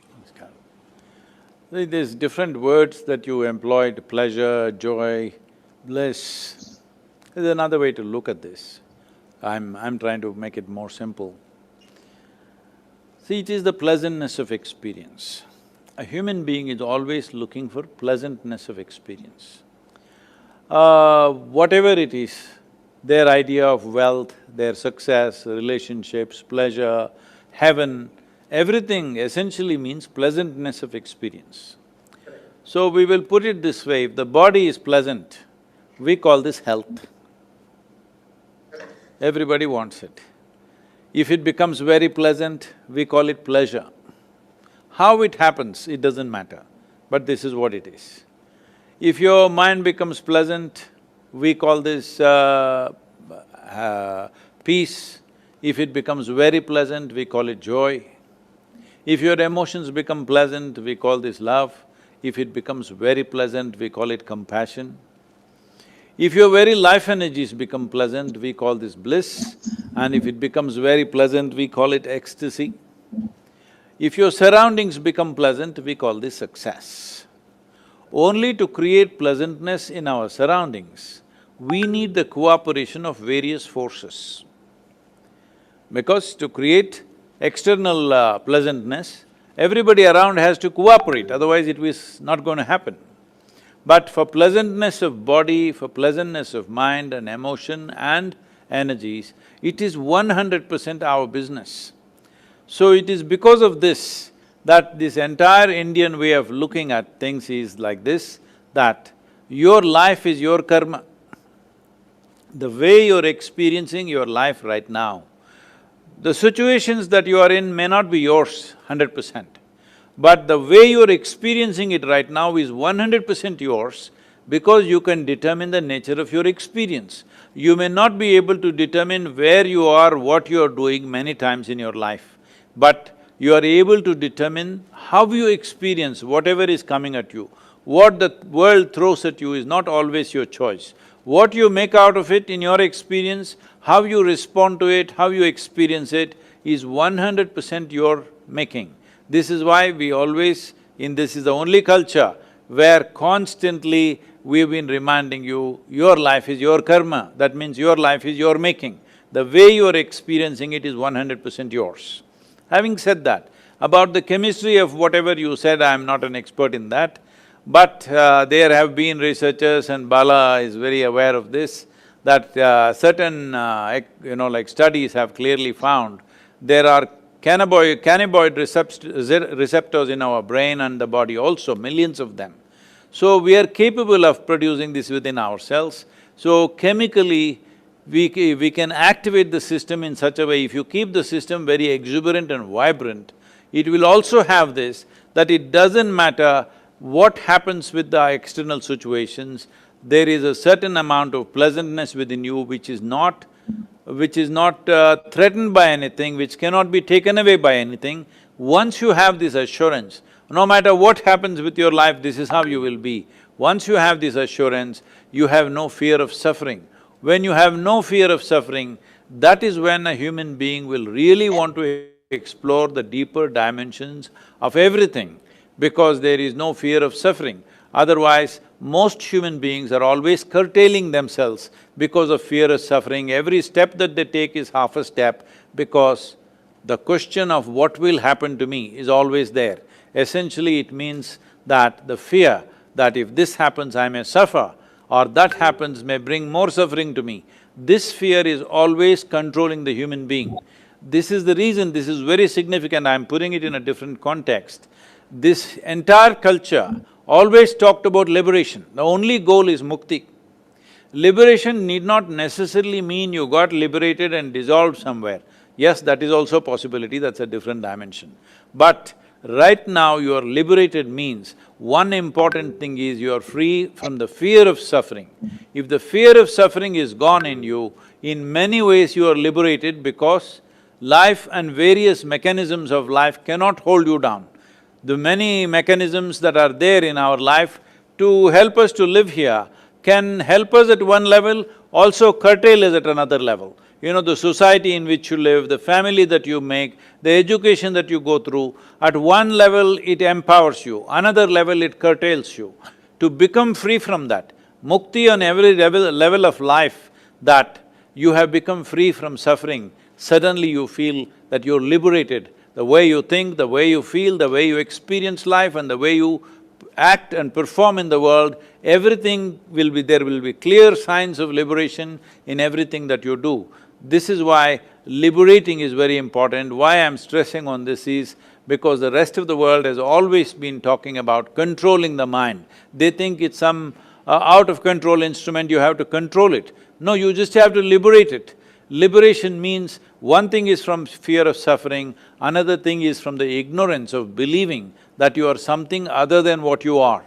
Everything that you have physically in this world, body, home, family, thought process, emotions, all are physical in nature. As you were saying, as the doctor was saying that, for thought process there's an electrical manifestation. Electricity is a physical phenomena, all right? So thought process is also considered physical, emotion is physical. All these are accumulated substances. What is accumulated can be yours, can never ever be you. So once this is clearly experienced within you, what you accumulate is not you, it is just yours, you can use them, but it's not actually you. Once this becomes a clear-cut experience, then you will see this default mode will be completely off. That means your mind takes instructions from you. This hand is useful only because it takes instructions from me. If it starts doing its own thing, it's a nuisance. The same is true with the mind. A whole lot of people, unfortunately, a very large percentage of people are right now experiencing their mind as the source of suffering. What is the greatest gift that we have? That is, we are right now on top of the pile of the evolutionary system, where millions of lives are beneath us in terms of capability. We are experiencing, human beings are experiencing this evolutionary gift as a curse, because human beings are suffering more than any other creature on the planet. We are literally on top of the world, but we are not feeling on top of the world. We are being crushed by our own capabilities, which is our intelligence. We have an intelligence for which we have not created a stable enough base. One most important thing is this: for this level of neurological capability, you need a stable base. The entire yogic system is focused towards creating a stable base so that you can let loose your intelligence. You can let loose your neurological activity in such a way that if you walk into the room, everybody can feel it. There is an electric kind of energy about you because you've let loose your system, you're not holding back anything, because you have no fear of damaging yourself, because you cannot damage yourself if you're not holding it down and doing funny things with it. So you can become that energetic that if you walk into a space, everybody can feel it. Even if they're sitting with their eyes closed, if you walk in, they can feel that energy happening, because this is what mukti means, that you have liberated your system, you have not held it down, you're not trying to control it, because it is not a source of misery. This mind, this body is neither a source of misery nor source of blissfulness. You can make it whatever you want. Thank you so much. Thank you so much. Thank you, So Sadhguru. use the yogic processes for liberation. Is that correct? Absolutely. Thank you, Sadhguru. So, following along the previous thoughts that you expressed about the memory and Dr. Verma's thoughts on thoughts, is this the genetic memory that dominates, or is the karmic memory that dominates? Because I seem like I have both inputs coming into me. I don't know which one is… Well, the genetic memory has a certain level of significance till you're 21 years of age. At 21 years of age, something very fundamental changes in the system, that the genetic memory becomes less dominant, it just starts playing minimal role. Many parents are surprised how the children who were so attached to them just some time ago, suddenly they cross 21 years of age, suddenly they cannot relate the same way with their parents, simply because their genetic memory becomes at a lowered scale of function once 21 years of age is over. This is nature's way of building up a kind of a safety mechanism for our growth, because a human child doesn't come like other animals. Other animals, 90% of what they should be is already fixed by their genetics. Only 10% of evolution in their lifetime, that too they can either exploit it or not. But with a human being, only 10% is fixed, 90% is left to individual human being. Because of this, the early stage of development for a human child is much more fragile, needs much more atmosphere, needs much more nurture, because 90% has to be created, only 10% is already there as a standard. So, by 21 years of age, your genetic influence would have come down significantly, unless you're very unnaturally attached to your parentage, either because they have too much wealth, or or because they're very dominant, or because you admire them too much, whatever. Otherwise, the genetic influence will come down naturally. So after that, the karmic influence is a much bigger influence than the genetic influence. When we say karmic influence, we should not… because there is this wrong perception that karma means it was only talking about something that comes from elsewhere from another life or whatever. It's not like that. From this morning, from the time you got up to this moment, your body is doing its own physical karma, mind is doing its mental karma, emotion is doing its emotional karma, energy is doing energetic karma. Every moment, In wakefulness and sleep it's happening. But let us take into account only the wakefulness. From the moment you got up till now, how much of these four aspects of karma have you performed consciously? If you look at it, I don't want to ask you the question, I would normally ask, but with you are all doctors, I won't ask you the question, I will just say this, you please analyze this yourself. Not even 1%, way below 1% is what you're conscious of. Everything else is happening unconsciously. Or in other words, instead of using the unconscious word, which is a kind of a negative word, let's say you're happening automatically. You're happening automatically because of the karmic memory. You have so much memory that you don't have to really think. You don't have to think how to eat. See, when the first time as a child, eating was such a big thing, you know, especially Indian food, it was falling all over you. But today, very efficiently you eat, but you don't think exactly how to hold the food, what to do, because this memory has been built up with your karma. Karma means action. These four dimensions of action are always building things up to make life easier for you, not to entangle you. So it's a web of karma that you create. But when you create a web, you must have a certain, you must have some kind of a solvent that you don't get stuck in it. Suppose you are a spider, you create a beautiful, spectacular web. It is for others to get stuck in it, some other insect. But if the spider itself gets entangled in it, that is a stupid spider. So that is what is happening to human beings. An elaborate system of memory is being created every moment. See, you may be sleeping, there are many experiments like this, I won't go into the detail. Even when you're sleeping, you're fast asleep, you don't know. I will speak in a language that you do not know 1 or 10 sentences. Actually, if we can hypnotize you after many months or years, we can make you say those sentences in a language that you do not know, you perceived it at a time when you are fast asleep. It is possible to do that. So I am saying if you walk from this place to that place, there may be 25 different kinds of smells. You may not notice it consciously. Only if it's very acute, either it is very bad or very good, you may notice it, otherwise you don't notice it. But in the sensory system, all that is recorded. So without knowing why, without actually mentally or intellectually articulating it, you just don't like to go to certain places. Maybe it's the smell, maybe it's the vision, maybe it's the sounds, maybe it's just the energy there, whatever it is, your four dimensions of karma, physical, mental, emotional and energetic karma is always building an elaborate and spectacular web for you. This web is not to trap you, this web is to make life automatic so that many things you don't have to think, just like that you can do it because it's in your karmic memory. But unfortunately, because people are getting so identified with many things that they do, and they start choosing what is good and what is bad. The moment you say this is good, you will develop certain affinity for it. The moment you say this is bad, you will develop certain aversion for it. Both in affinity and aversion, you will get stuck. Now you built an elaborate web and you got stuck in your own web. This is the fate of karma for most people. Karma is the most dynamic way to exist. It simply literally means you are the maker of your life.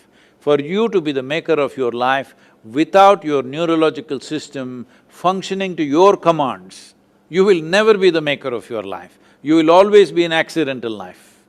So if you move away from being an accidental life, the people who are experiencing unnecessary levels of anxiety and fear and things on a daily basis, a whole lot of medical professionals are going about saying, these are normal things, you're anxious, it's normal, even I am also anxious.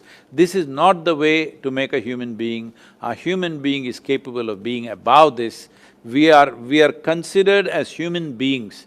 We did not use the word being for any other creature. We don't call an elephant being, a tiger being, an ant being or something like this. We only called humans as beings because you are capable of being. That means you are capable of conscious existence. That means you are capable of using every faculty that you have the way you want, not in reaction to what happens around you, but by conscious response. That's fantastic. Thank you, Sadhguru. Dr. Verma, you have been a big proponent of compassion and empathy, and I think you talked to me about how to teach the medical students, make this as a routine thing. So you had a question about that, right?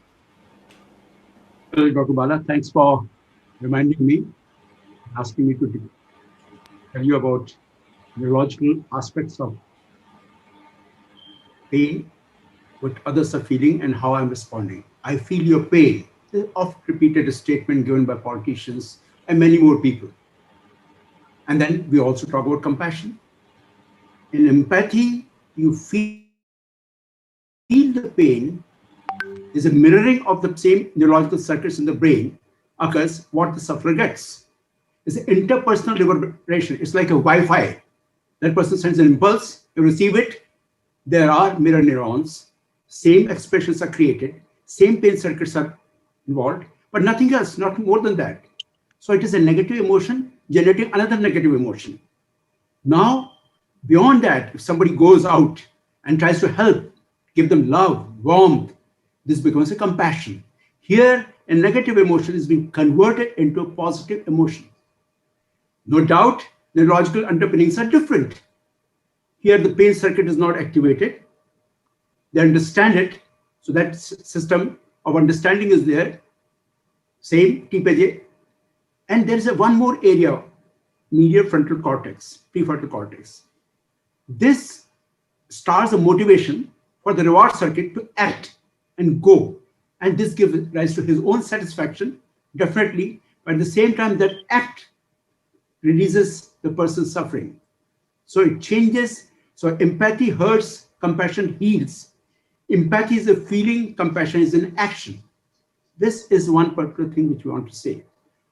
Empathy is not only emotional aspect, there is a cognitive aspect also, which the doctors have. fMRI studies have shown that we are able to control our reaction to the pain, others' pain.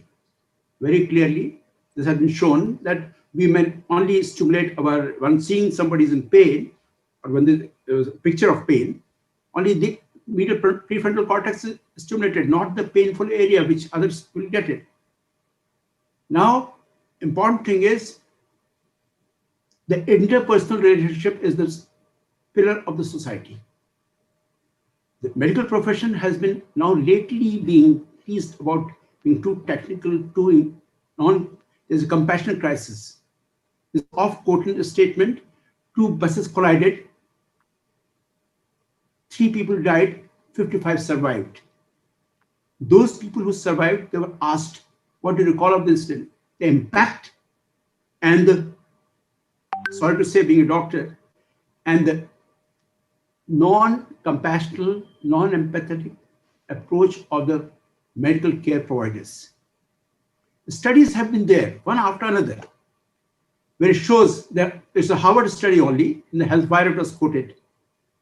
50% of the people on survey found that the doctors was not being compassionate. Similar study also found that patients, 2/3 of the patients found the doctors were not using compassion, empathy towards them. If this is sort of story which is going on, why? Why it is happening? Surgeons use less than 1% in their communications. And the worst thing was a study which showed that in the ICU patients, 74% of the healthcare providers were not compassionate. And the word was 2/3 of the patients having consultation for end-of-life consultation, they did not respond. They were not in a compassionate flavor. Why is it happening? Important study. There is a Jefferson scale of empathy. It has been used differently. Medical students themselves, it was found reflecting the society's way, because the students also come from society. Medical students, 17 out of 18 studies found that empathy score was going down.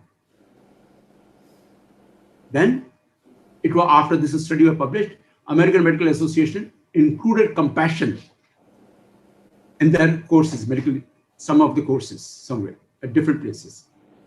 In India, it's not included anywhere, even in the code of medical ethics, compassion, empathy, what to talk of the medical curriculum. It has been found by Jefferson scale only. Those who are dealing with medical side means family medicine, internal medicine, other these things, non-technical subjects, they are more empathetic, and the empathy score was less in those who are, sorry for saying so, Bala, who are dealing with the technology like radiology, pathology, and anesthesiology. And that's what I said. But then I find that you must be an exception out of them. It's not all the so, but then scores are there.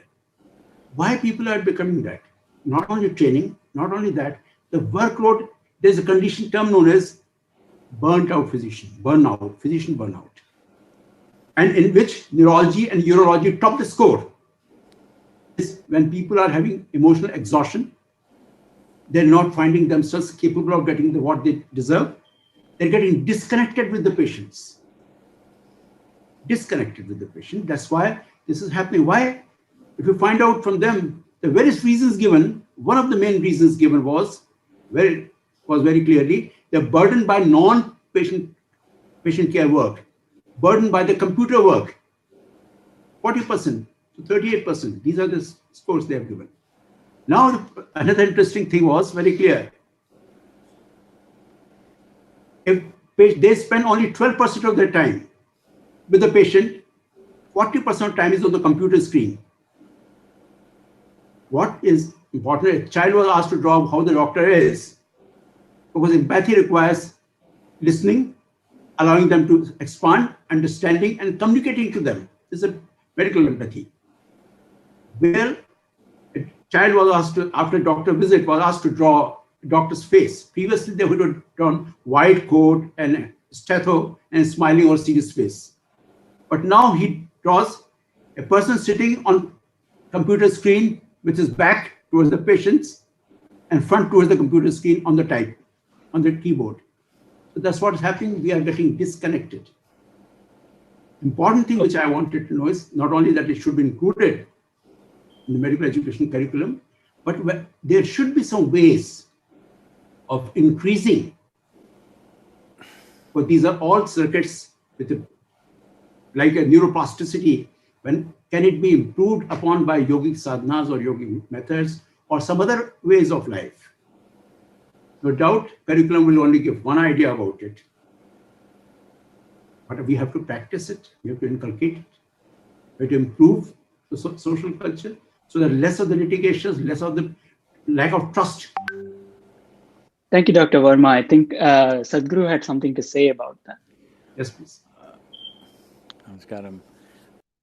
It's good that Dr. Bala doesn't have any empathy because he usually puts people to sleep, and if he also sleeps with them, it'll be a disaster. So he remains aloof from the sleeping people, which is a very good thing. Anyway, see, between empathy and compassion, there is a little bit of a thing to see. There's another aspect to it. See, compassion is a consequence of a certain way of being. Now, we trying to practice a consequence will lead to artificial behavior, which will lead to more stress and tension for the person who has to act compassionate. Acting loving, acting compassionate, acting joyful are always more stressful than not being joyful, compassionate or loving. So, let's not talk about compassion as a practice. Compassion is a natural… See, the way we look at the word compassion itself is, compassion means it's an all-inclusive passion. That means you're passionate about everything. So this is something, this is the fundamental aspect of yoga in the sense, the word yoga means union. That means you obliterate the lines of your individuality to a point where your experience of life is so fused with everything around you. What is you and what is somebody and what is somebody else, who is yours, who is not yours, these lines are blurred for you. Because of this, you are… It doesn't matter, the air that you breathe, you're absolutely involved with it, you're walking on the street, you're involved with everything that is around you. Let us say for the sake of context, let's say what is it that people usually involve themselves most? Maybe if they're romantically involved with somebody, they're very involved, or their children, they're very involved, husband, wife may be very involved, some people these days are more involved with their dogs.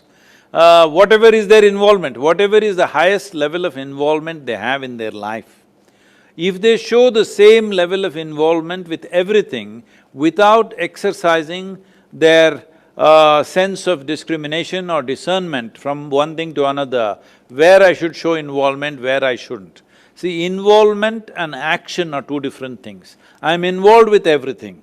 This doesn't mean I'm going to perform action in every direction. I will choose my action because action costs energy, action costs time, action involves my intelligence, capability, which is always a limited resource. So action has to be judicious, but my involvement does not need any judiciousness. I can be involved with everything within myself, I can be involved with everything to the same extent.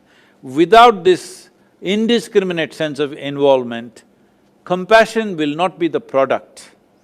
Compassion is a natural product of indiscriminate involvement with life.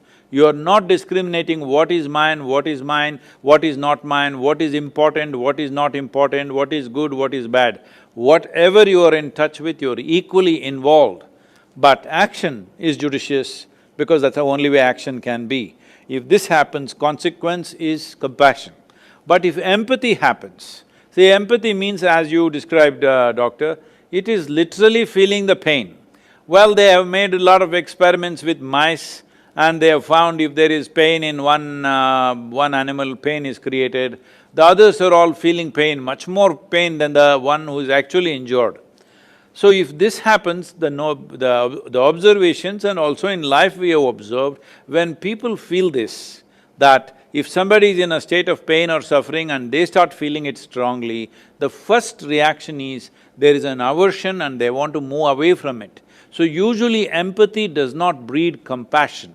Empathy largely breeds aversion. People initially they may be moved by it, but after some time, they don't want to be there. I know a lot of people, if somebody is sick in the house, they don't want to be in the house, they want to go away somewhere because they feel too much sickness themselves if they're around that. So, empathy is a different dimension. To be able to be empathetic in a full sense of the term and still be balanced, it will take a lot. So I wouldn't say compassion is a consequence of empathy. So compassion will come because of indiscriminate involvement. You are equally passionate about everything in your life, then compassion is a natural consequence. Namaskaram, thank you very much.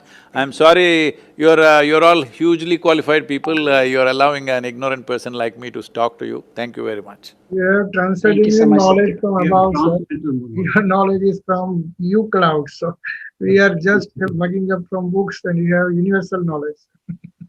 Thank you so much, Sadhguru, for your time, and thank you, Dr. Verma and Dr. Shah, for organizing this. We are fortunate to have Sadhguru to guide us. On behalf Thank of Indian Academy, we thank you. Namaskaram, thank you.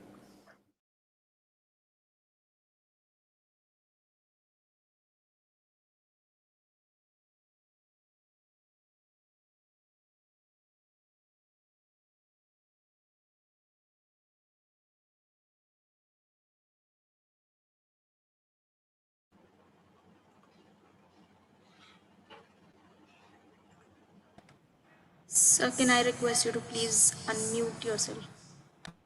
Yeah, now unmuted it.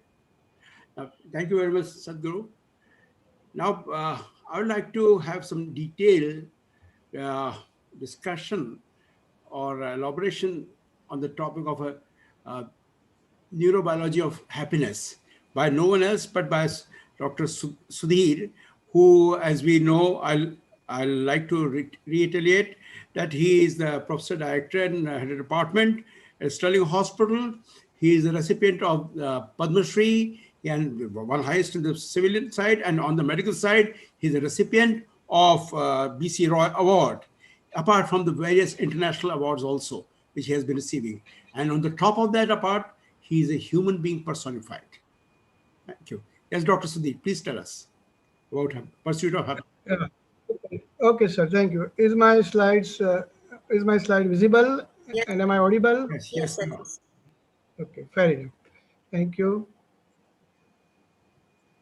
Well, that was a fantastic contemplation with Sadhguru, and I'm sure you all would have loved to listen him more and more, but this was the time that was given by him. Now, I am in the last few years quite fascinated with this topic of happiness, and the reason is very evident because all the activities of our life is centered only on one fundamental thing, and that is happiness. We all are striving for happiness, and as Aristotle put it, happiness is the meaning and purpose of life, the whole aim and the end of human existence. The dictionary definition is a positive emotion, a persistent state of a feeling of well being, an attitude, and a state of mind. But before we go into the neurobiology and spiritual aspects of happiness, I would like to make some statements. First of all, we are in a misconception. We must clarify we are in charge of our happiness and not anybody else. Nobody can take away your happiness. No circumstances should take away your happiness, and that is the level we have to achieve. Second, happiness is a journey, it's not a destination. There is no better time to be happy than now. Many of us have clinged ourselves to, after achieving this particular goal, I'll become happy. And in that, we lose the precious time of enjoying the journey of life. So let every moment of our life be a journey of happiness. Friends, remember pain is inevitable, but suffering is optional. So my talk would be divided into three parts. Why, what is the problem? Why we are unhappy? Is there a reason? What is the cause? How do we fix that cause? And if we fix that cause, can we get really freedom from unhappiness? Yes. And this talk is taking care of not only yogic science, not only neurobiology, but also social, economic, and other aspects. So please stay with us. So, in my research and my reviewing of a lot of neurological literature, I found that all persons fall into one of the three categories: those who are spiritually awake, those who are asleep, and those who are somewhere in the middle, so-called sattva, tamas, and rajas. Now, depending upon that, your own personal definition of happiness will depend. Whether it is pleasure that is on the body and senses based, five senses, or joy which is mind based, that is psychological, or bliss which is from the deeper consciousness. So, what is pleasure? Pleasure is happiness where you seek it from outer world, and it's characterized by sensual things, instinctual things, which is transient and physiological. It is typically transient, and in spiritual language this is tamas, those who are largely asleep. Is always perpetual, and with each senses, when you feed them, you require more and more. We want repeat and repeat, whether it is food, sex, looking at the places, listening music, fragrance, always you want more and more. And when you don't get, this brings more perpetual unhappiness. That is the classical thing. And when you do fMRI during these kind of pleasure activities, you will find the respective area of the brain, like in doing visual activity, your visual cortex is stimulated from while listening music, your auditory cortex is stimulated, and so on. And this is transient. Typically, the neurotransmitters involved are dopamine and serotonin. Those who are in neurology, they will realize the role of dopamine is a reward molecule, and it is this circuit, nucleus accumbens and substantia nigra and VTA, and this goes to frontal cortex. And the serotonin is the companion for that, and which brings you mood and memory. So dopamine is a reward molecule, while serotonin is a molecule of memory and confidence. The next level is joy, which I was telling to Sadhguru that there are three levels. The second level is joy, where the happiness comes from inner world as well as outer world. It is more psychological rather than previous one, which was physiological. There are desires, but they are refined desires. Through service to mankind, success, creativity, achievement, social interaction, earning money, recognition, spiritual practices, these all bring joy. Joy is quite human.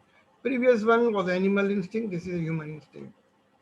Achievements, engagement, creativity. And if you do fMRI during these activities, different sets of brain areas stimulated. And the chemicals of joy, apart from dopamine and serotonin, they are joined with oxytocin, vasopressin, and prolactin.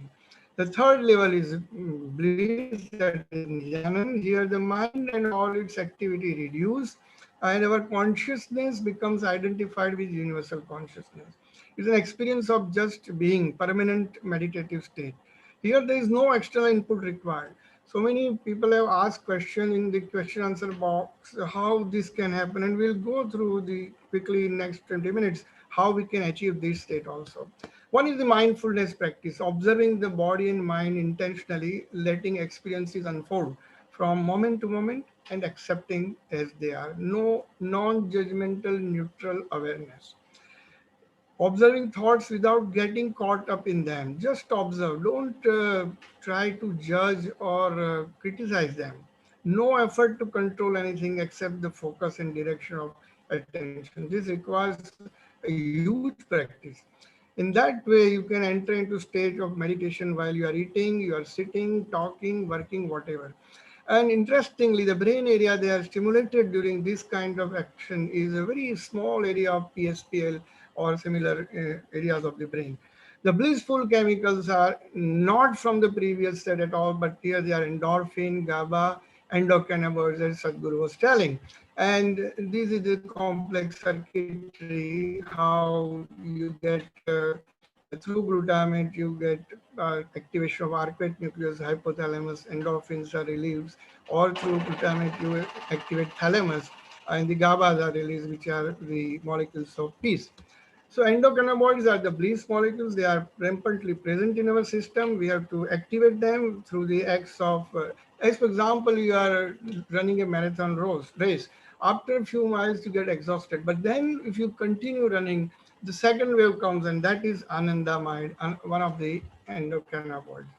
Interestingly, when you are in a blissful state, peace is given as a package deal. So inner peace refers to a state of being mentally and spiritually at peace with enough knowledge and understanding to keep oneself strong in the face of discord or stress. Currently, we are passing through a very bad state of corona, but still many people have become very fearful and anxious, or some people are keeping cool, and that is what we have to learn. So basically, friends, pleasure, joy, and bliss, these are the three things.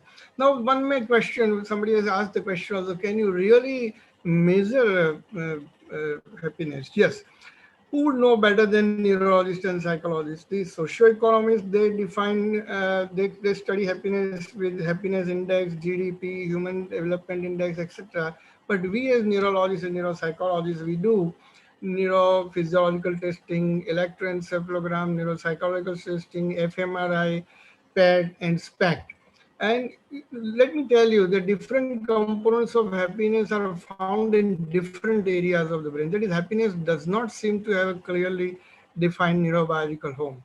When people think about good events, the rostral anterior cingulate cortex and the amygdala are activated. However, when you are optimistic, the cingulate cortex gets activated. But I must mention some of the recent researches that is about the hedonic spots. You know, friends, these pinky spots designated here, cingulate cortex, dorsomedial, prefrontal cortex, orbital cortex, nucleus accumbens, amygdala, ventral pallidum, hypothalamus, and some of the brain deep structures.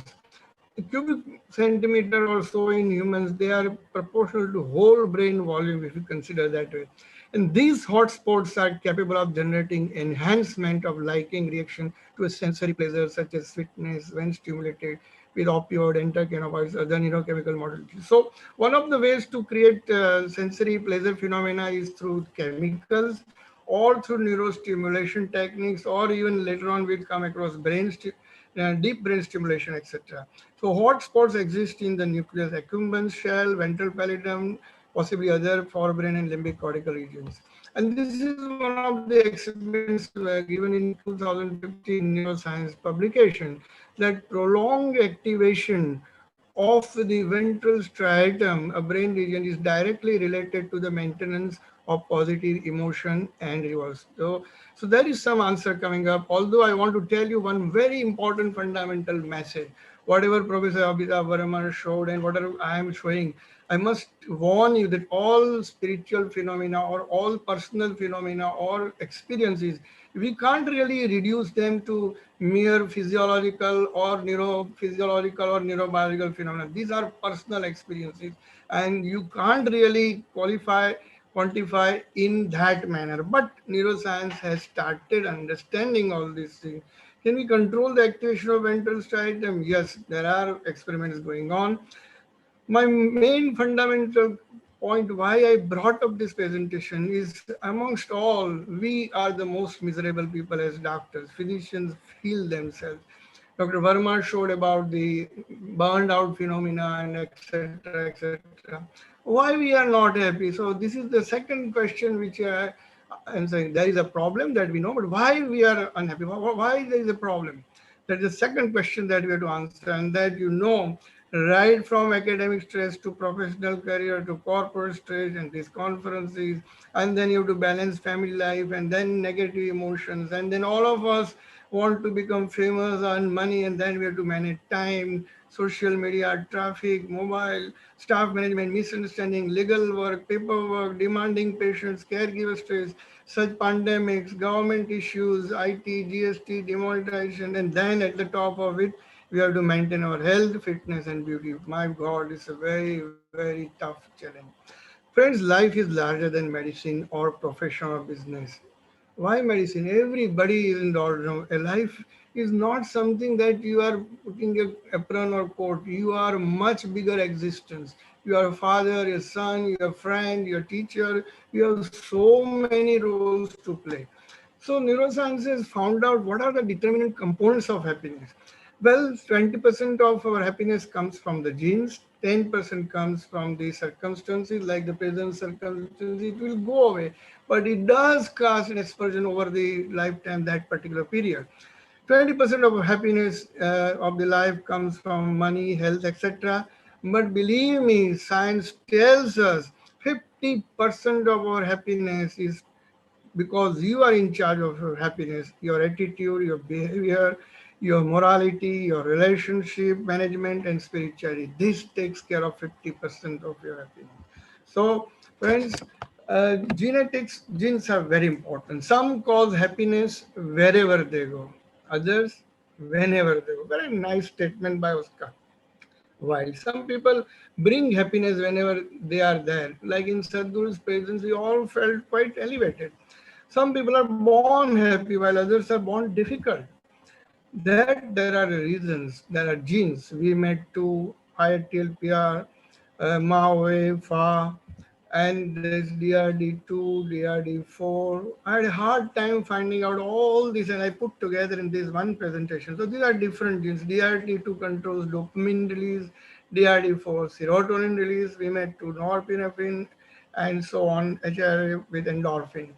So neuroscientists pinpoint brain regions like left prefrontal cortex corresponds to positive frame of mind.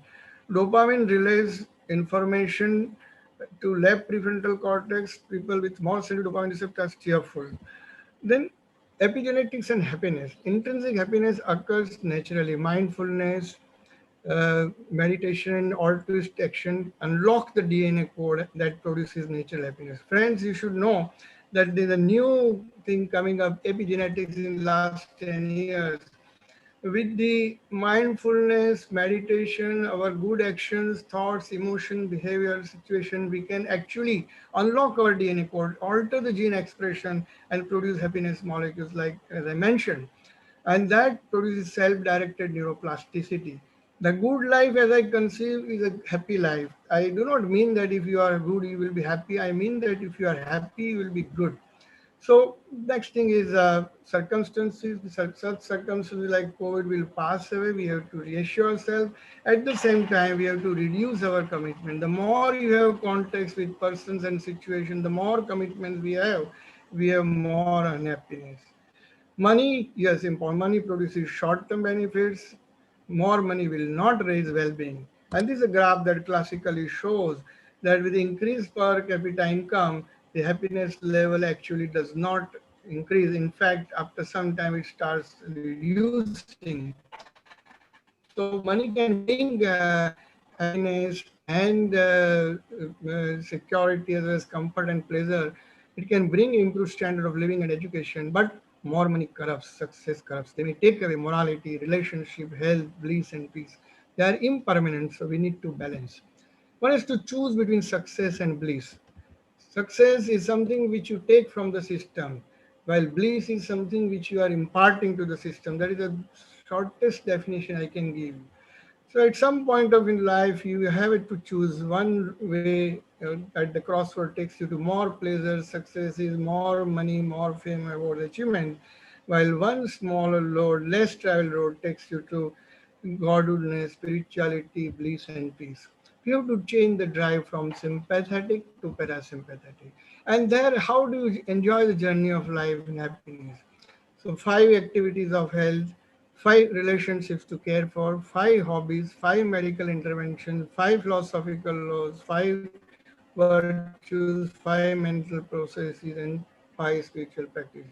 Friends, we are all human beings practicing doctors. We can't do every day, we can't elevate ourselves to see straightway yoga and all that. We can do partly daily for some activities, but how do we do that? So distribute your one day of 24 hours into 3 parts, 8 hours of work, 7 hours of sleep, and 9 hours of 3 HFS. What is 3 HFS? 3 hours, 1 hour health, hygiene, that is the routine activities, and 1 hour in hobby. 1 hour for family, one for friends and contacts, and one for faith, and 1 hour for service to humanity, for your own soul, and one is for smiling, etc. So take care of your health, do right thing, do eat properly, do exercise, get enough sleep, and use good food to increase your dopamine level like apple, beet, cucumber, green vegetables, or serotonin like bananas, or do light stretching exercise, soothing music. If you want to increase endorphin, eat spicy food like hot chili peppers or complex pasta like thing, enough sleep, walking. So don't drink, things which will stimulate you. Do resistance training exercise, venting with friends, smile every day, laugh frequent. So these are the cartoons that I brought to simplify the things. This is a roadmap for happiness which everybody can do from that chart that I gave. Love abundantly. Mother Teresa used to say, if you spend your life in judging people, then when will you love them? So love them. And when you love, there is a reward in the rostral midbrain area. There is a part activated which increases parasympathetic input. Medically, also, we can take care of your unhappiness if it is due to anxiety, psychosis, or depression related things with counseling, mood elevators. Friends, happiness actually improves all psychosomatic disorder to some or more extent and lifestyle disorders, and also treatment of pain. And as I was contemplating, functional neurosurgery, DBS, and neurostimulation techniques or artificial intelligence might solve the problem of suffering to some extent, but not the deep level suffering. And there can be some sprays available in future. We can do gene editing also. So things to be adapted. Another thing is a relationship, married life, children, relation with parents, in-laws, friends, etc. Happy married life is an oxymoron to some people, but those who are lucky like me have wonderful balanced married life. And you have to make your children happy with your time, with education, knowledge, culture, and wisdom. Do good hobbies like music, dance, art, creativity, traveling, reading, gardening, grooming, whatever feels you. Music is the medicine of the mind. And those who want to do leadership and joyful activity, they have to develop temperance, wisdom, justice, love, etc. 5 virtues are most important: gratitude, appreciation, forgiveness, kindness, compassion, and acceptance. I'm just finishing next 5 7 minutes. 5 virtues are most important. Be grateful and appreciate people from the core of their heart. These 2 virtues, along with forgiveness, actually will change your aura and bring lots of abundance in your life. So forgive people. They unnecessarily occupy space in your brain and heart. So forgive them. And compassion has been lot talked about by Dr. Verma, my learned colleague, as well as Sadhguruji. So compassion is most important. Friends, ultimately, what is happiness? Happiness is a state of mind. Happiness is not something you can buy from outside by your five senses or create with joy. No. Actual real happiness is not something that happens that money or power can buy. It is only by controlling our inner experience that we can become happy. And happiness cannot be reached by consciously searching. What is the root cause of miseries? As all the spiritual leaders of India, maybe Mahavir, Buddha, Krishna, Ram, everybody said the same thing. The root cause of miseries are your aspirations, your desires, thoughts, emotions, perversion, your attachment, hatred, the mind wavering between past and future. Past is your guilt and future is your anxiety, as Sadhguru was telling. Ego, attitude, and avidya. These is the root of your miseries. And if we are able to control these, we can certainly take charge of our happiness. And that's why you have to take care of our mental processes, attachment, thoughts, desires, emotion, attitude. Now, unless we know this, you don't require yoga or big things to do this. You have to understand the philosophy behind this and look every thought, every word, and every action that you do, and you will start understanding where we are wrong. Thoughts are what? We are what we think. All that we arise from our thoughts. And with our thoughts, we make our world. My world is because of my thoughts.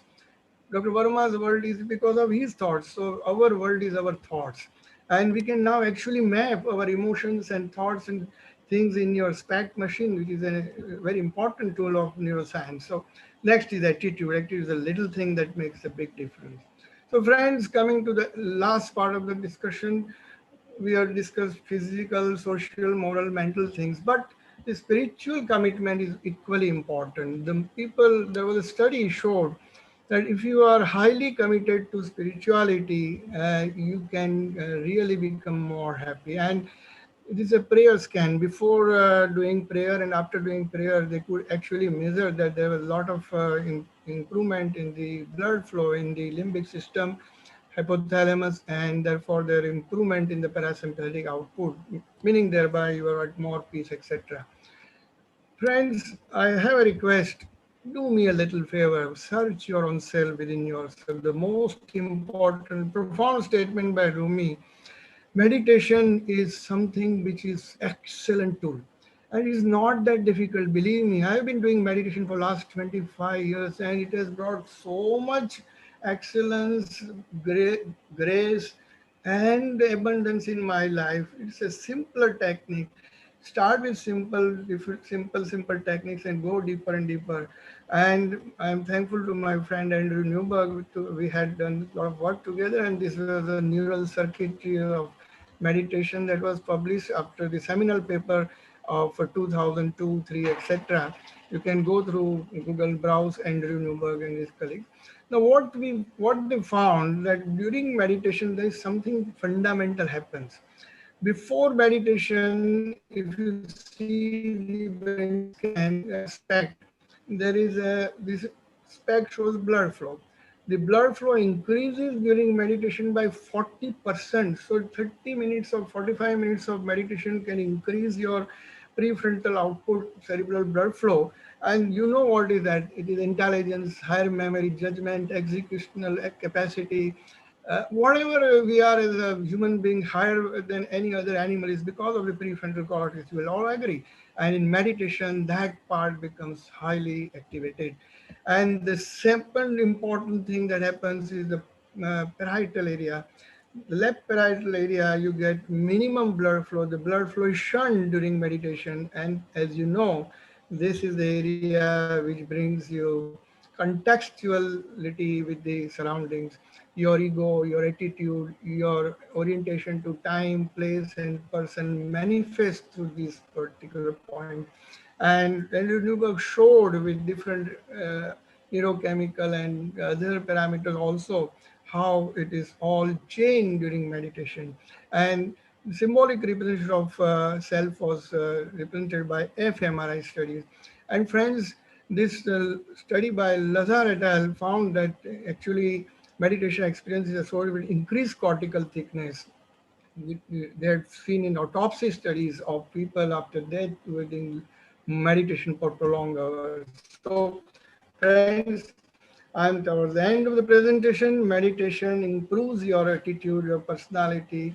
It improves compassion, sociability, tolerance, improves your stress fighting capacity. And attitude is something we cannot change the fact that people will act in a certain way. We cannot change the inevitable. The only thing we can do is to play on the only string we have, that is our attitude.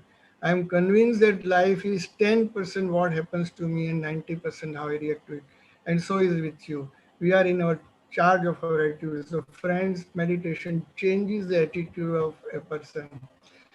So we have seen that there is a problem. We are all suffering. We are unhappy that there is a cause. We have tried to see in small presentation, and we saw that there are ways. And if you follow these ways, right from health management, relationship management, attitude management, your management of how do you change your mental processes, how do you spiritual practices, and etc. etc. So the formula of happiness that I brought for you: stop comparing, stop expecting, stop criticizing. This is the roadmap. Start sharing, start helping, start loving. Give and forgive, count blessing, enjoy every moment. Learn music, dance, art, read great books, do sport activities, do gardening, appreciate people, thank them heartfully. As I thank you all to have remained present till this time. I thank Sadhguru and the whole team. I thank Amitabh ji and whole IAN, President sir, and all for giving this opportunity to me and my team. Learn creativity, be with nature, enjoy traveling, accept limitation, do yoga daily, do exercise, control attachment, control anger, ego, avoid greed, jealous.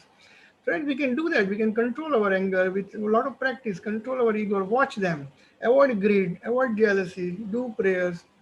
Don't compare yourself with others. Do prayers, do chanting, and meditate. So, friends, happiness is nowhere outside. Happiness is inward and not outward. So, it does not depend on what we have, but on what we are. So, these are the different references that I used. I'm much thankful to all of you, and I want you all to remain safe, stay home, stay safe, stay blessed, and try to minimize your exposure to patient. This is a difficult area, and pray for the humanity where all of us survive well and come out from these difficult times. Thank you very much. And I'm sure there are some questions, but there is some. Dr. Amitabh Verma, Yes, can you please take?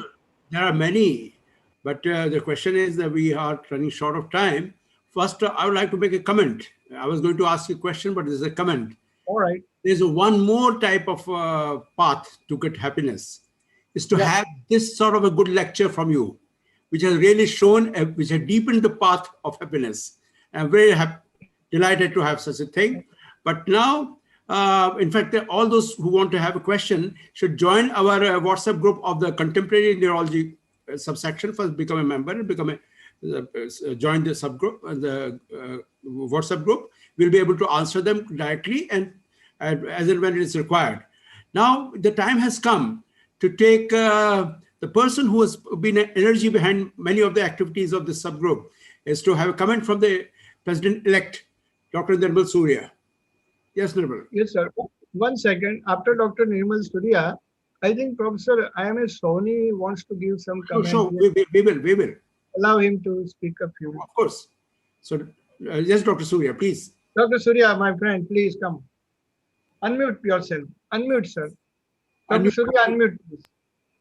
Yeah, that's it. So first of all, thank you very much, both Professor Amitabh Verma and Sudhir Bhai, to start your first session. I think Contemplative Neurology, the first session, and you started with a bang, sixer. So that's how you have begun, and I think this is a very, very important subsection, and it is different.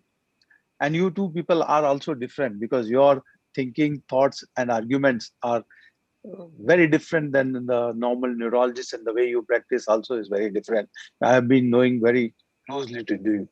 So this subsection, which is a part of Indian Academy of Neurology, which we had 31 subsections, and we promote all the various activities, including once in a month session from you people for both scientific as well as for the social, for the public. So we will continue this dialogue every year.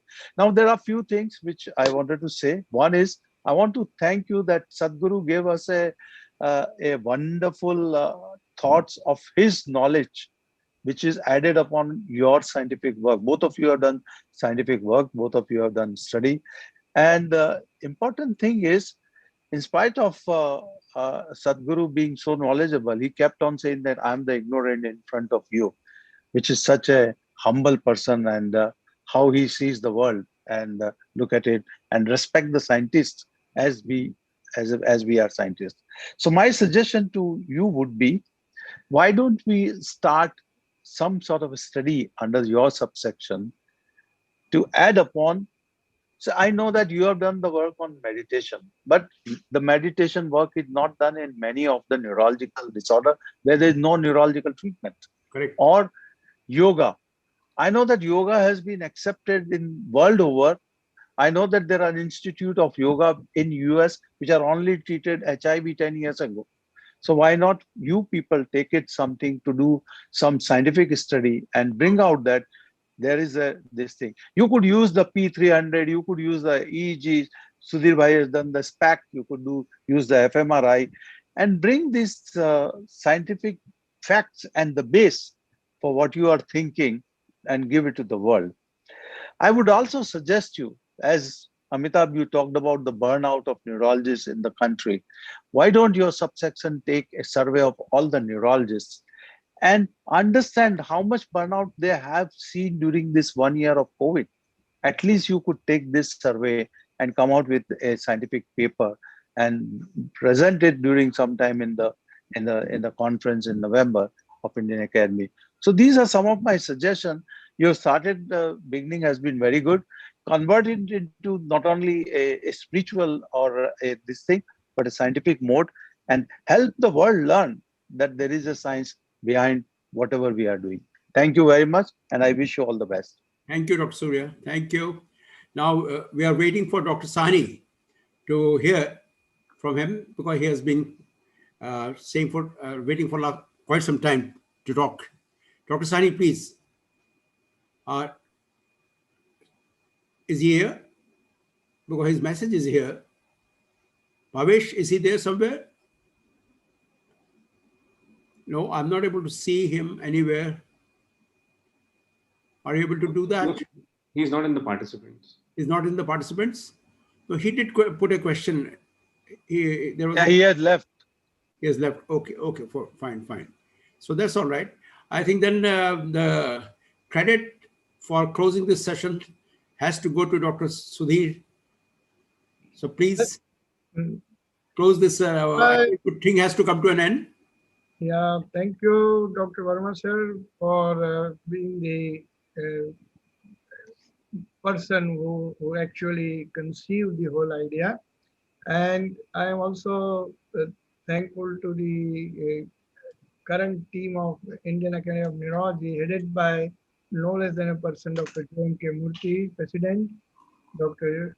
U. Meenakshi Sundaram, Dr. Nirmal Surya, the Executive Committee, and all other people who have taken interest. I'm here standing with my folded hands to thank for the profuse help that they have given and allowed us to do this wonderful webinar.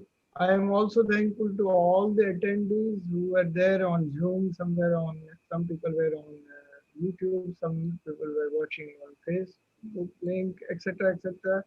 So we are very grateful to all of them. Most of all, most grateful to Sadhguru for his divine presence, the eloquent, wonderful way he answered the question, intellectually, logically, rationally, at the same time spiritually. My God, is a profound knowledge. And as Dr. Surya said, and as I was also talking to him in the contemplation part, that if neuroscience which as a strength gets the wisdom from yogic sciences or the ancient Indian spiritual context, so I think will be more beneficial. And that is a distinct advantage that Indian neurologists have got. And we will certainly take forward this task. There are a lot of great luminaries in the question answer. I saw them. Question Lakshmi Narsin is there, Professor. So many people I saw were asking. So I salute all of them, but because of constraint of time, we are not able to take. But we'll answer your questions once we get across in the WhatsApp group. And once again, my personal request in this Corona time, and my prayer also, take care of yourselves, stay safe, stay well, and exercise all possible care for you, your family, and your loved ones. God bless us all. Thank you very much, and we will keep on meeting at such occasions. Thank you. Thank you once again. Thank you. And of course, I must thank Bhavesh and Mansi for giving excellent support for the. Two cheers for What a them. wonderful. 3 cheers for them. 3 cheers. Definitely. Thank you. Thank you. Thank Bye-bye. you, everybody, and good night. Thank you. Good. Yeah.